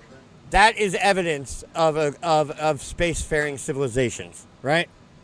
Dyson spheres. These are one of the things that we should detect, right? It's something like that. Giant structures, right, that were built by giant civilizations. All right, here we go. It was fun to hang out with a bunch of Gen Zers before coming out to the podium. I'll just leave it there. Their audio is always terrible. How are you guys doing? All right, Well, good we're afternoon, struggling to hear everybody. you, Karen. So I'll be going to preview the president's schedule for next week, and so that I think some of you are. Wow, that's got to be the easiest job. Monday, lit at 1 o'clock. Tuesday, a speech to donors. Wednesday, we're going to call it a sick day. Thursday, he poops himself. Friday, of course, the president has off every Friday. He's traveling to Delaware so that he can meet with people in secret off the books. Some of this stuff, but just put it all in one. On Monday, the president will host a reception to commemorate Jewish American Heritage Month. Probably The these president, the Chinese vice spies president, that have and the been second sneaking in the gentleman country. will celebrate the immeasurable impact of Jewish values, contributions, and I mean, if culture I know in our anything about country, Joe Biden, while that's what's also happening. honoring their resilience in the face of a long and painful history of persecution. On Tuesday, the president will travel to New Hampshire. After, he will travel to Boston, Massachusetts. I don't have additional details to share of these trips at this time, but please stay tuned. On Thursday, the president and the first lady will host President William Ruto and the first lady Rachel Ruto of the Republic of Kenya for a state visit. The vice president and second gentleman will also obviously join as well. The visit will strengthen our shared commitment to advance peace, security, expand our economic ties, and deepen democratic institutions. The visit will affirm our strategic partnership with Kenya and further the vision set forth at the U.S.-Africa Leaders Summit that African leadership is essential to addressing global priorities. The vice president will also host a state luncheon on Friday at the State Department. On Saturday, I thought we ceded Africa to the Russians and the Chinese. What's going on? Why do we give a fuck? It's their problem now. The President will deliver the commencement address at the United States Military Academy's graduation ceremony. He previously delivered the commencement address at West Point in 2012 and also 2016 I know as why. Vice President. Even though we gave it to the Russians and the Chinese, we still got to pay to feed them. Because slavery, right? Guys, because we're white.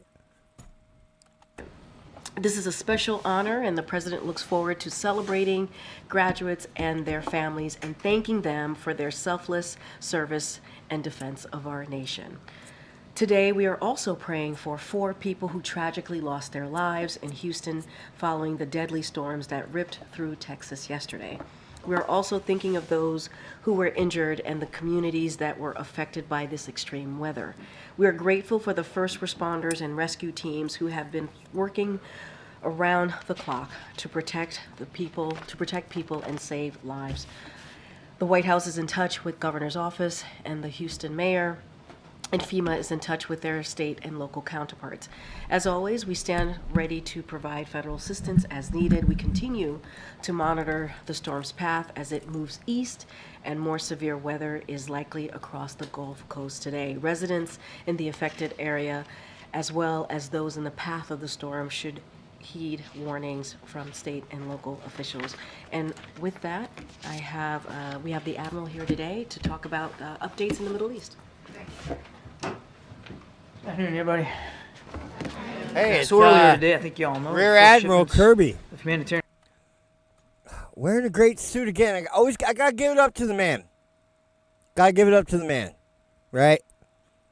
Fucking knows he motherfucker knows how to fucking pick out a suit. assistance arrived on the shores of Gaza through the multinational humanitarian maritime corridor that the president announced during his State of the Union address. As we speak, additional aid from the United States and other countries is arriving in Cyprus. Who where it will cares? be screened by Israeli authorities and loaded onto ships for delivery via the maritime corridor, the temporary pier that we've been talking about. And here you can see trucks just today. The first truck includes pallets from the UAE, as a matter of fact, heading across that causeway, that temporary causeway, onto the beach.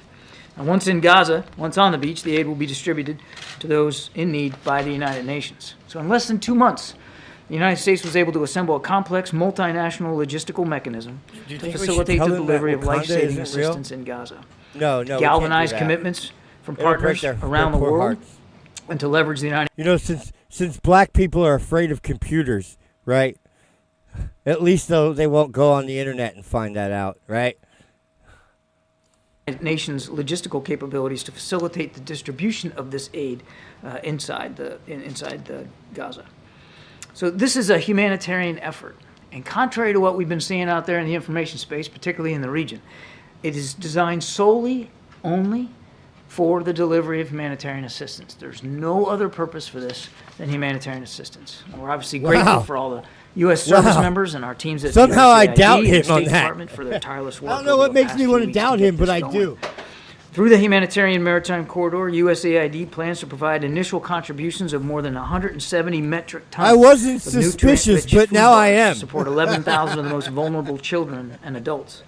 Ready-to-use therapeutic foods to treat more than 7,200 cases of severe wasting in children, and nearly 90 metric tons of critical supplies such as plastic sheeting for shelter, jerry cans to hold clean water, and hygiene kits to support more than 33,000 people. And just today, as you're seeing here, we were able to get more than 300 pallets of some of that material in there. Now, today was just the start. It was the first day. There's still work that has to be done to reach what we call initial operating capability, but we hope to be able to increase the number of pallets that get in over the coming days and keep that sustainable. And we'll keep you updated, of course. I wish American All of aid this workers assistance would is in deliver addition me to the pallets thousands of of tons aid. of food and other non-food items that are being provided by a number of international partners, including, as I said, the UAE. Only thing they want to give me is pallets of AIDS. Oh, we'll spray you with some biodegradable organic poison, Space. No, oh, you want some sulfuric acid in your clouds? Okay. You want some food stamps? Oh no, buddy, you can't have those. United But Kingdom, here's some EU, poison name a few, acid as well as rain resources for you. to support the overall mission, including critical equipment to move that assistance. We anticipate an increase in the flow of assistance There's from some additional poison countries for and you, buddy. organizations, utilizing and steadily scaling up, as I said, the humanitarian maritime corridor every single day that goes by. In recent days, we've seen some progress in the number of trucks entering Gaza via the land crossings as well. Yesterday, more than 360 trucks moved into Gaza. Between April 5th and May 16th, an average of 176 trucks entered Gaza every single day. It's not enough. I recognize that. We all recognize that. But it is ongoing, and we're hoping to get it increased.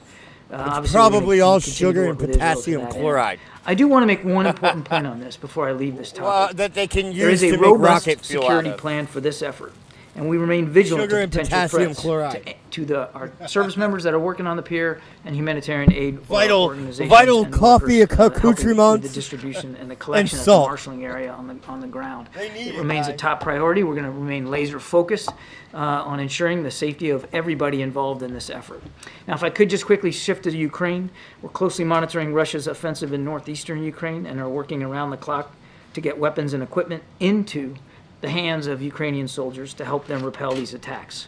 Soon after the president signed the National Security Supplemental last month, he authorized 2 military aid packages under the Presidential Drawdown Authority, and late last month, the Department of Defense announced a $6 billion package through the Ukraine Security Assistance Initiative, which will be used to procure new equipment to strengthen Ukraine's defenses over the medium and long term. And then, of course, you saw Secretary Blinken in Kyiv this past week announced that the United States will provide an additional $2 billion aid package for Ukraine's defense under the Foreign Military Financing Program. All of this, that aid for FMF will be used in 4 ways. First, to help Ukraine procure weapons and equipment. After all the Ukrainian oligarchs get their cut, that would mean like thousands of bullets for the Ukrainians. That $2 billion. That ought to buy them a couple cases of ammunition after Zelensky and his friends grift off the other top. To repel Russia's invasion. Second, to invest in Ukraine's defense industrial base. Third, to help Ukraine purchase military equipment from other countries in addition to the United States. And finally, these funds may help other countries transition off Russian systems and incentivize donations to Ukraine. Now, just one last program announcement, and I promise I'll shut up. I can announce today that our National Security Advisor, Jake Sullivan, will travel to Saudi Arabia starting tomorrow. He'll be there to meet with Prime Minister and Crown Prince Mohammed bin Salman to discuss bilateral and regional matters, including the war in Gaza, of course, and ongoing efforts to achieve a lasting peace and security in the region. On Sunday, the next day, Mr. Sullivan will travel to Israel to meet with senior Israeli officials, including Prime Minister Netanyahu, to discuss, of course, the war in Gaza, including ongoing negotiations to secure the release of all the hostages, address the humanitarian crisis, and our shared objective for the enduring defeat of Hamas through both military pressure and a political plan. Turn it up a little bit. Thanks, Admiral.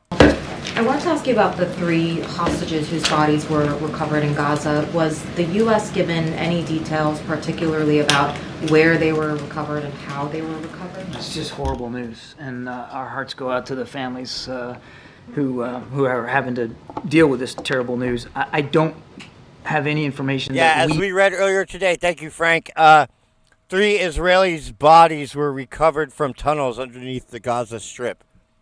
So, at least they got 3 of the more than 100. They think that 40 of those 100 are dead. He knew ahead of time, or that we had any more. We have had, since the bodies have been recovered, any additional. He doesn't come information or across context as a from the serious Israelis on person. this. The 5. He comes across more competent than Karine, though. Yeah, well, I mean,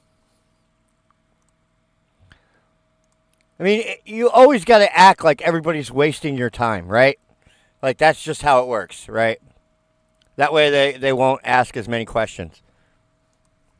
American hostages who are still unaccounted for. Correct. Is there Like any Donald Trump. new intelligence? Every time Donald Trump comes on camera, after him talking for 5 minutes, I'm like, isn't there something more important he should be doing? Right? I feel like he's wasting his time talking to all these people when he should be like, I don't know, calling Putin up and be like, hey, buddy. How about we end this war? About their whereabouts or their. Oh, that'll happen when he's president. Sadly, no. Well, we don't it'll have happen any like within days. information that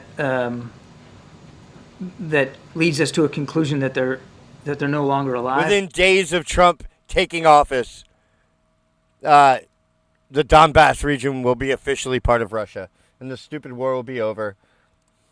But we just don't have any additional context whatsoever. Just on a separate topic, very quickly, what was your reaction to seeing Russian President Putin and Chinese President Xi exchanging hugs?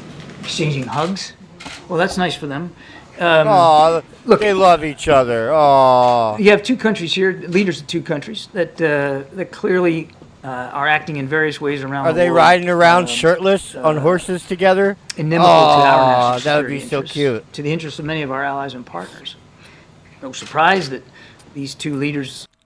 She is Winnie the Pooh, and Putin is Piglet. Oh. Joe Biden is Eeyore.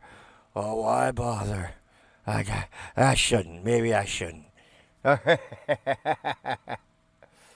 Repeat the line. Continue to try to develop this burgeoning relationship, but there are also two leaders that don't have a long history of working together, and officials in both governments that aren't necessarily all that trustful of the other. What they have in common. You think most of the hostages were already dead before they left where they were murdered at? So they just murdered them and took the bodies? Were they raping the bodies? I bet they were raping the bodies. That totally sounds like Haji. All right. To challenge the international rules-based order, challenge the network. I mean, you've got to figure a dead Israeli girl is way better than a living camel, right? Work of alliances and partnerships that the United States enjoys, It's and a which tough call. President Biden has strengthened in his time in office, and to try to look for ways to bolster each other's national security interests as well. So we didn't see anything coming out of this meeting that we were necessarily surprised by. I wouldn't go so far as to say we weren't concerned about this relationship and where it's going. Of course we are, and we're watching it closely. But I'd leave it at that. Did you think that was a purposeful show of public display to send any kind of message to the U.S. or otherwise? Oh man, I'm not good at talking about personal human bodily affection one way or the other, so I think I'll leave it to these two gents to talk about why they thought it was good to hug one another. I'll just tell you that... Are we really going to spend time talking about them hugging? I mean, shit. Why don't we ever talk about all the times Joe Biden has sucked his dick, right? Like, Joe Biden literally sucks his dick. Like, every time he opens his mouth, he's like, oh, I love you, shit.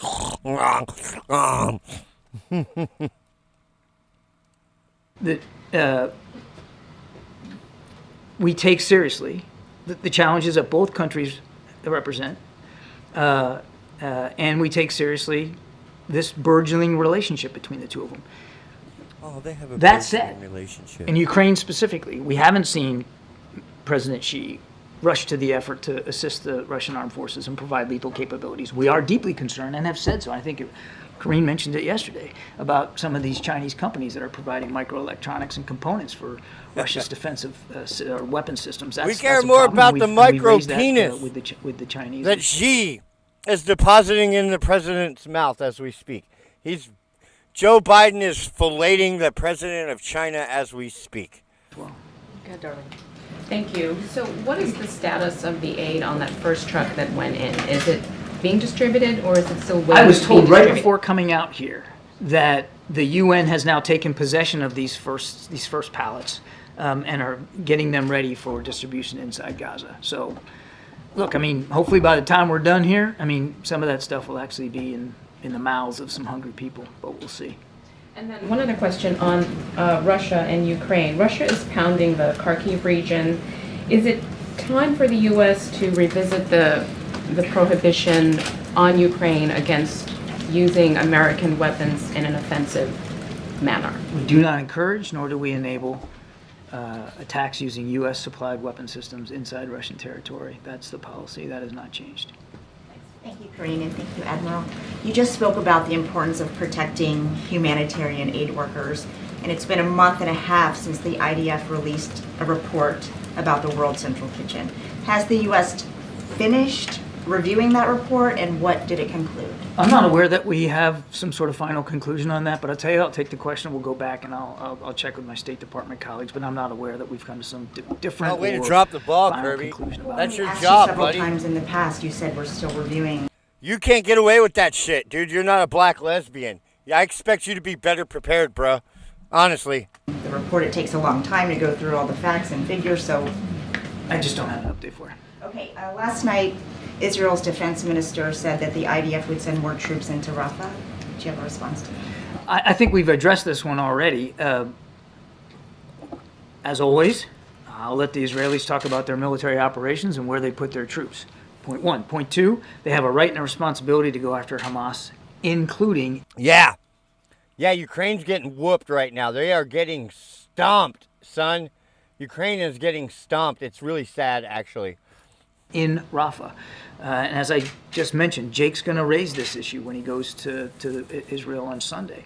They have a right and responsibility to do that. How they do that matters. And that's part of the conversations that we also want to have. And Jake will have, we're just having about going after guys. that terrorist capability in Rafah in a way that's targeted, precise, and quite frankly effective. We don't believe, still don't believe, that the way to do it is to smash into Rafah with a large body of armed forces on the ground in an indiscriminate and reckless manner. So I'm not dodging the question. I don't know the context with which Minister Gallant said that. I can just tell you that nothing's changed about our view that we don't support a major ground operation or a large operation in Rafah. That would put now it's about 1 million people at greater risk. Yeah. Thank you. As you know, President has focused a lot on democracy, promoting democracy globally in his 3.5 years. What is President's thoughts on the elections that are happening in India right now? Around 900 million voters going out to 1 million polling booths. Skip. Sort of delays in terms of the aid being held up, and also, if I may, how confident are you that there's not going to be delays at the other end, at the peer end as well? Well, look, I mean, it's day one, and as I just said, we've got indications here just before I came on out here that some of that aid was already moving into Gaza. That's pretty impressive for day one, just day one. The inspections are actually happening in Cyprus, and that's a really important component of this modular system that we've constructed here. So the inspections are happening before the ships even leave Cyprus and move on down to the eastern coast. I'm sorry, the eastern med off the coast. Yeah, that way of that Gaza. we can so sneak right the weapons now, on. It seems like a very good system in place, but again, it's day one, so we'll take a look and see how it goes. Right? It's being done Boom. in tandem with anyone Weapons. else, such as the United States. IDF is responsible for the inspection regime in Cyprus, and as I said, on this first day, it worked well. On Jake Sullivan's travel this weekend, did the U.S. government receive any assurances from Israel that it wouldn't expand its Rafah operation while he's there? I'll just say, without getting into our diplomatic The conversations, sign language we've lady said looks this like before, she's smelling that farts. we're going to continue to talk to the Israelis about alternatives to major ground operations in Rafah. That is not what they're conducting right now. And they have assured us that they are willing to continue to have those discussions with us before they make any major decisions. And I'll leave it at that. Can you share an update on the American doctors in Gaza who are trying to get out of there and what your understanding is, what the U.S. government assessment is of the holdup? There's no holdup. They're out. There was 20 American doctors. 17 are out now. Came out today. And all 17 of this, they wanted to leave. I won't speak for the other 3, but I can assure you that any of them that wanted to leave are out now. And then just finally, Joe Biden must be just standing there right off camera, like letting it rip. And she keeps smelling Joe's dirty diaper.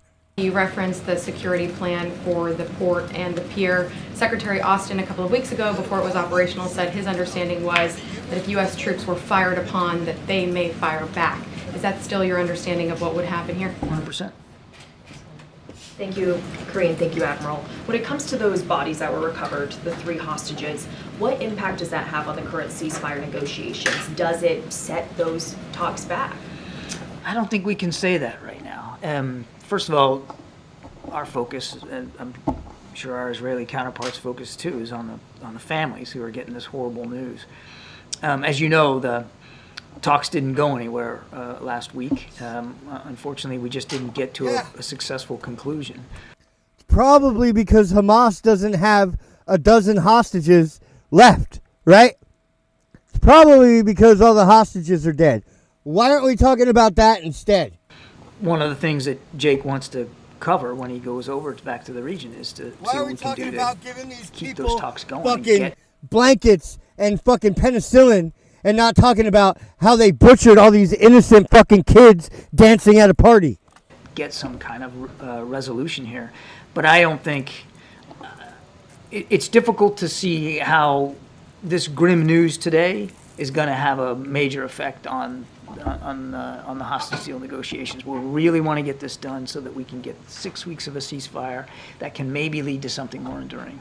And part of that ceasefire deal is the release of hostages. I know you said you don't know how many Americans are still alive, but is there a broad assessment of how many hostages overall are still alive? I would refer you to the Israelis for an exact number. I know it's north of 100. I've seen estimates of maybe 130 total. Not all of them. We don't believe all of them are alive. We don't know exactly what the breakdown is. And of course, Rafah is going to be a big point of discussion when Sullivan is in the region. Can you just talk about the impact that the president's withholding of those 2,000-pound bombs have had on the relationship and Israeli decision-making when it comes to what we're seeing in Rafah right now? It's not a withholding. Just there was a pause put in place on a shipment of 2,000-pound bombs, and that pause is still in place. I would remind you that other aid, other weapons and capabilities from the United States continues to flow to Israel. They are not left defenseless. And why are we giving these fucking people anything? And they also there are Americans. They are holding Americans. Fuck these people. Honestly, fuck them. Without getting into specifics, they have inventories of existing, like similar capabilities that they already had available to them. I won't speak to their operations, but I think you can just discern from news coverage alone that they continue to conduct operations in Rafah and elsewhere in Gaza. So you're saying they already have inventories of the 2,000? I'm just saying they have existing inventories of capabilities, and more capabilities continue to go. I won't get into the details of that for their own operational security. But I guess I didn't really answer your question, though, on decision-making. I think, well, I don't think, we know that they know what our concerns are with respect to Rafah and how they go into Rafah and what that looks like. And again, Jake's going to go over this weekend, and he'll reiterate those same points. John, you had the assassination attempt on the Slovakian leader this week. What is the level of concern that this could be an indicator of instability in Europe? You have European Union elections coming up in June. There have been some attacks on German politicians that we've seen. How much is this a worry for the administration across the board? It's too soon to know whether you're seeing some kind of a trend here, a wave of violent activity or intent with respect to political stability in Europe. But obviously we're watching this real closely. Certainly we're glad to hear that the Prime Minister survived the attack and is on the mend. We wish him a speedy recovery. Thanks, Karine. Admiral, back to Ukraine. Does the President hope to attend the Ukraine Peace Conference next month? I don't have anything on his schedule to speak to in that regard. I just wanted to ask about the strategic consultant group status, when they will be meeting. Well, you got National Security Advisor going over this weekend. That's a pretty good level of meetings here. I don't have another one inside the SCG context to speak to today. We've had a couple live ones. We've had some virtual ones. I think that they'll continue. But the next consultation, if you will, is Jake's trip this weekend. John, just to follow up what you told me this morning, were there any conditions that Israelis imposed on certain items in this aid that will get into Gaza? Because in the past, they won't allow scissors, for example, wheelchairs, other items, or they just purely food? I say they don't get shit. Certainly today, and I think in the coming days, it's really going to be focused on food, nutrition. That's really the focus, and there's been no restrictions placed by the Israelis on that. Okay, and I want one more point. You reminded me that Israelis, How many the of those IDF in hostages particular, you have think been starved to enormously helpful in support of this effort, this temporary pier, and their role on the beach and on the ground in supporting it. They've been very, very helpful, extremely cooperative. And the distribution, you just said that UN agencies going to be in charge. Does this include UNRWA? And second, will be any supervision by the IDF or in the steps of distribution, not just offloading of the pier? I want to be careful here because I don't want to violate operational security issues. As I said in my opening statement, the food will be distributed by the UN and other aid organizations. I'll let the UN speak to that, how they're going to do that. When you get the material ashore, it goes into what we would call a marshalling area. So it's a part of the beach where it can be placed safely. Who until it cares? can be. Fuck these people. We give them too much as it is. Between themselves and the Palestinians. Let me take this. Let's let the Admiral finish what he came That's to do, and then I'll take some. that's definitely not a question for me. Go ahead. We'll take a couple more. Go ahead. What is your current? The young lady. Oh, Yeah. Thank you. John, you mentioned the U.S. providing Sorry, some guys, I'm security. I upset. thought the IDF was going to be upset. providing the I'm security, sorry. but is I there a am. small component of U.S. forces that are also there providing some security? There's for a the pier? small component of U.S. service members on the pier, as I said, that will be helping with force protection, of course. I mean, I'm not going to speak to the number. I'll let the Pentagon do that. And then there's still U.S. forces or U.S. troops offshore in addition to those on the pier. There's a Navy component. There's a Navy assistance in getting the material onto smaller vessels out further away from the pier, well off the coast, so that those smaller vessels then can transload the material onto the pier. I mean, you've seen the pictures of the piers. It's not practical to bring a big freighter cargo ship up against that thing. I mean, it's anchored to the seabed, but it's temporary. It's not, not concrete piles in there. So what we do is we take the stuff off the bigger ships, all well off the coast, put it on smaller U.S. Navy vessels. Those smaller U.S. Navy vessels will bring it into the pier and offload it so it can get onto trucks. And just overall, this area has been targeted before by a mortar attack. What is the administration trying to do to prevent and deter an attack from happening again, and what efforts are being done to protect those? They ain't doing shit. Part of my being up They're here a bunch of fucking. They're a bunch of do-nothings. They don't do shit. All they do is just fucking lie about every goddamn thing. These people are fucking sick. Today is a little bit of that to make it clear what this is and what it's not. And there's been some They back bogus stuff fucking out there in the terrorists. information environment, particularly in the feed the region, that fucking this has some terrorists. sort of military capacity or operational capacity for the IDF, and it just doesn't. It's nothing more than humanitarian assistance. And we've also passed that message back through the appropriate channels to Hamas so that they understand exactly what this is. And look, showing pictures, you all can get online and see what it is. I mean, we're making no secret about what this thing is and what it's not. Thanks, Karine. Admiral, I know this is day one, maybe closer to hour one of this peer initiative. But even at full capacity, it'll only be a fraction of the amount of aid. Is the United States working on or negotiating, figuring out other methods of getting additional aid in via other avenues? Well, look, there's no better way to do it than the land crossings. There's just not. And before the war, there was 500 trucks going in a day over a course of different crossings, and we want to get back up to that level if we can. Now, that's a tall order, I get that, and we haven't been able to even get a sustainable 300-plus trucks in a day. But it's important that Rafah open immediately. Other crossings are open, but there's been challenges with getting some of that aid through those crossings, particularly protest activity on the Israeli side.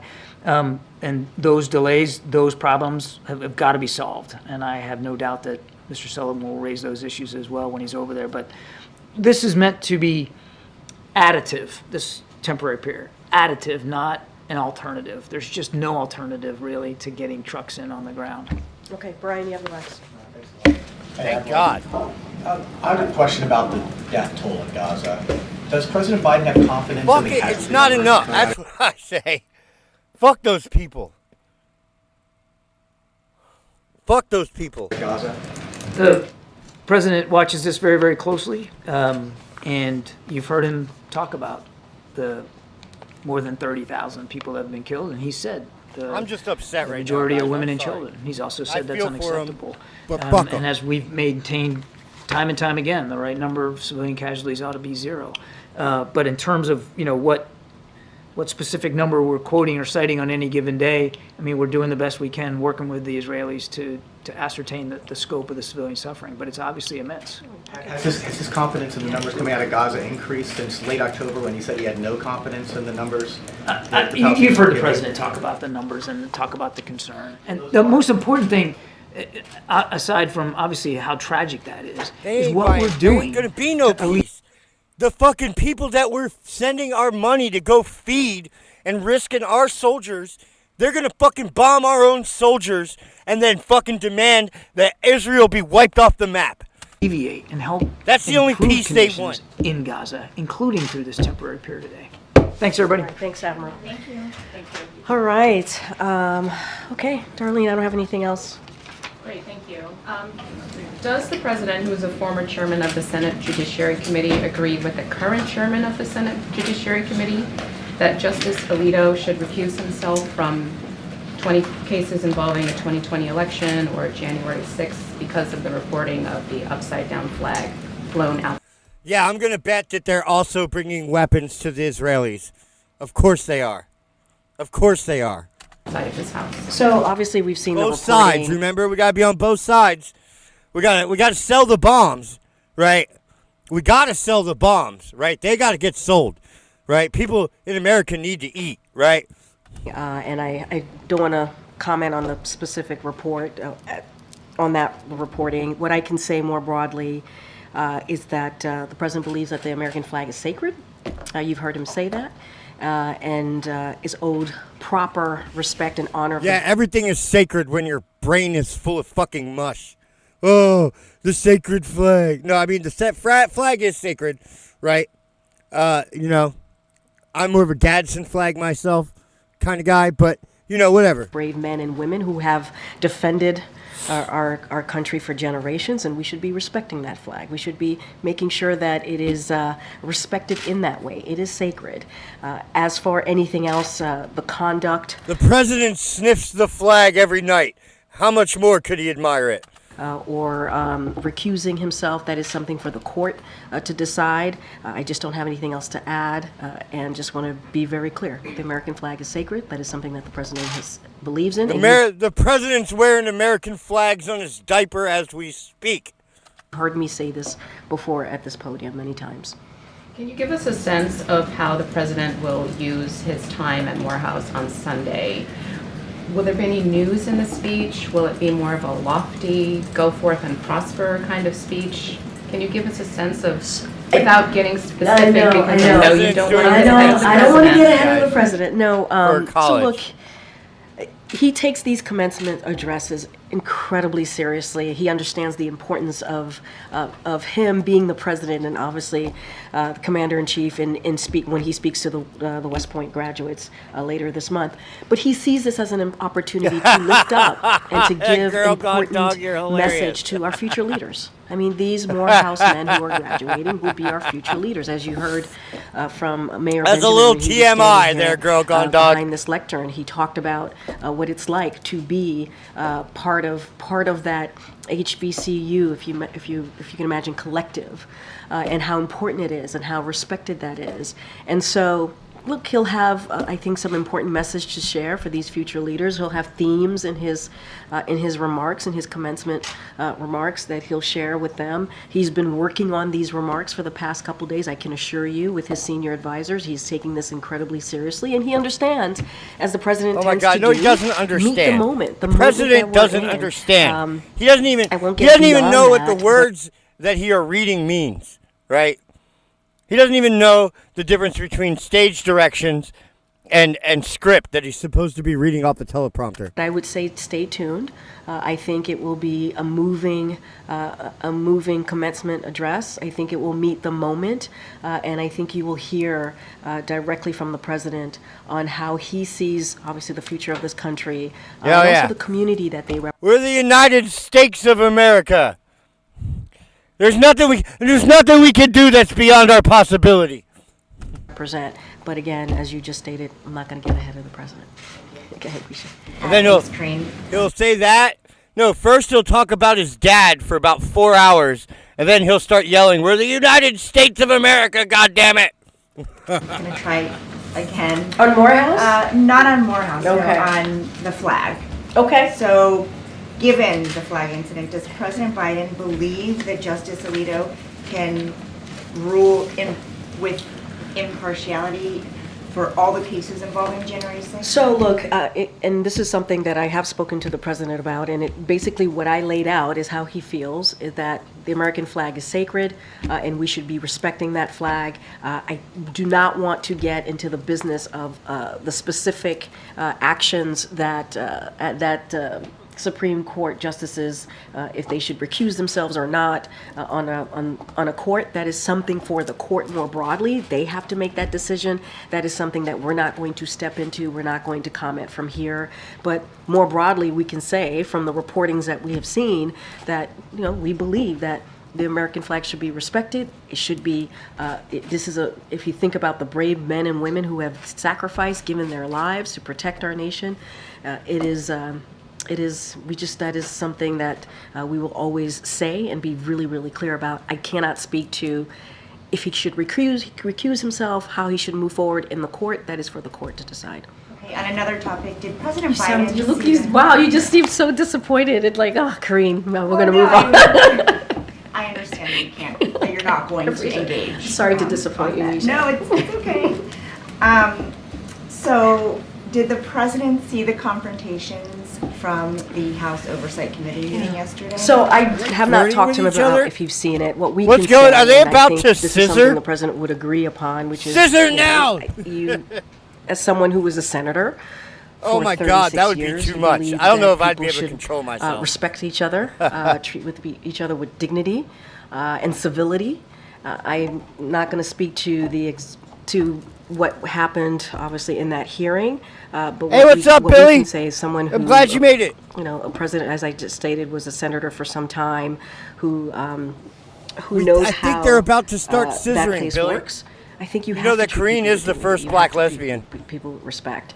It is important. It doesn't matter which side of the aisle you sit on. It is important to do that because you are there to work on behalf of the American people. And that's probably all I can share at this time. Thank you. Monica. On Morehouse, he said the president is going to meet the moment. Does that mean he's going to specifically address some of the concerns that students there and faculty have raised about his handling of the Warren I will Gossip? say stay tuned. Okay. And then what was the president's reaction to Senator Romney saying that the president should have pardoned Donald Trump after the Justice Department brought those indictments against him, or that he should have pressured New York prosecutors not to pursue the ongoing hush money trial? The current president of the United States getting involved in an ongoing legal case. Okay, guys. Sitting senators saying that the president... We're done. We're done. I'm done. I'm done. We're done. This is stupid. I fucking hate this bitch. Right? They're not gonna scissor. All right? Nothing. We don't get nothing. No, we're just gonna turn off. We're just gonna turn off, holy harlot. Right? Right? Fuck this bullshit, guys. All right, yeah. Sorry, I got a little carried away. I got a little upset talking about the dead hostages, right? And the dead ravers. It's something that, it hits real close to home for me. And I don't like hearing about the dead Jewish ravers. And the more I hear about it, and the more I think about it, and then they're all talking about, oh, fuck the Palestinians. Right? Right? Fuck them. They don't deserve our help. Sad. Makes me sad. I don't want to hate them, but look what they do.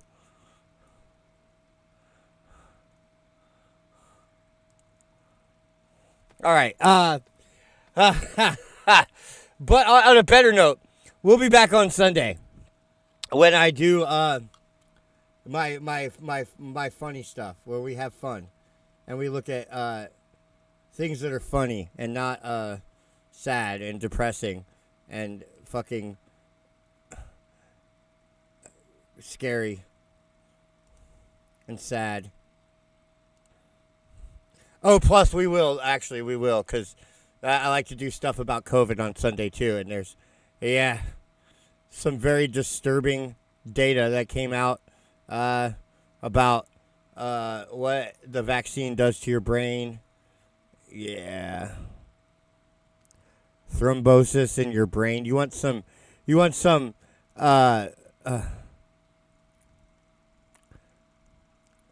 bicraniectomies to relieve pressure on your brain after it swells up because you took a COVID vaccine? Well, we're going to learn about that. But that's more like kind of funny because I didn't take the vaccine. So I guess we just get to laugh at all the people that we love that took it and didn't listen and didn't like say, hey, maybe we should like wait a year or two. Why don't you let everyone else take it and see how they turn out, right? That was what I said, right? And yeah, it turns out, well, excess mortality, man. Oh, it's sad. It's sad. Yeah, so we're going to look at that on Sunday. Bring back eugenics. I think they did, right? All the people, it's like almost 80% of the people are dumb enough to take it, right? That's also about the amount of people that have IQs less than 110. So it's almost the exact same amount of people that are of low intelligence. Yeah. It's almost a direct correlation. Okay, guys.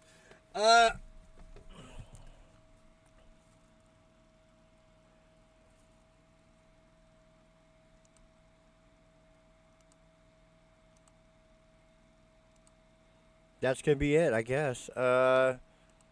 Real quick, YouTube doesn't want anybody seeing this. So, yeah, if you guys want to support what I do, that's how you can do that. In the chat, I just put some stuff for, like, Venmo and shit or whatever. Don't go away mad. Just go away. Oh, they're going to go away, all right. 80% of people are stealing my oxygen. Yeah. Yeah.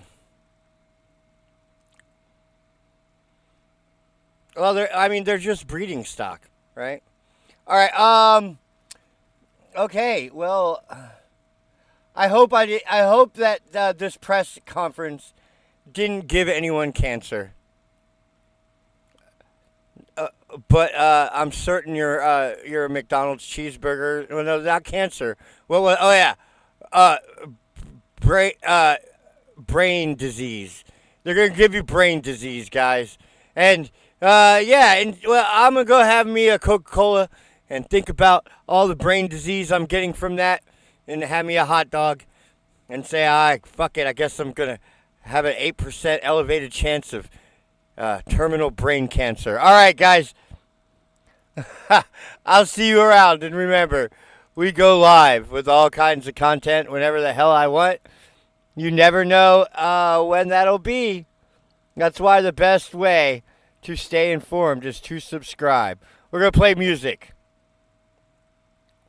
All right, guys, I'll fuck you if you don't like me. I'ma do what I want, yeah, I hope you see. I am going to do what I want. Fuck what you think I about do what I want. The haters keep on hating anyway. Oh, they hate know me that so I've much. been on your mind. You have a wet dream. You stepping over the line. You wanna talk that shit? Well, let me tell you the truth. To go and cry about is probably the last thing I would do. Yeah, you could tell me all you wanted. It'd be good if I were dead. I wanna hear the words you got and watch it go right to your head. Cause even though I'm just a kid, you always trying to put me down. But I tell you what, take my crown. I'd rather people hate me if you don't like me. I'ma do what I want, yeah, I hope you see. than be able to prove me wrong, I'll tell you that. I'd rather be hated than wrong. Alright, I'll see you guys around later. You don't like me, you will leave my house. So I just don't care what you think of me now. The haters keep on hating anyway. Yeah, I'ma wear this shit like I'm the king of the world, like I'm the baddest bitch, cause I've been feeling good. You trying to make me sick, but you can open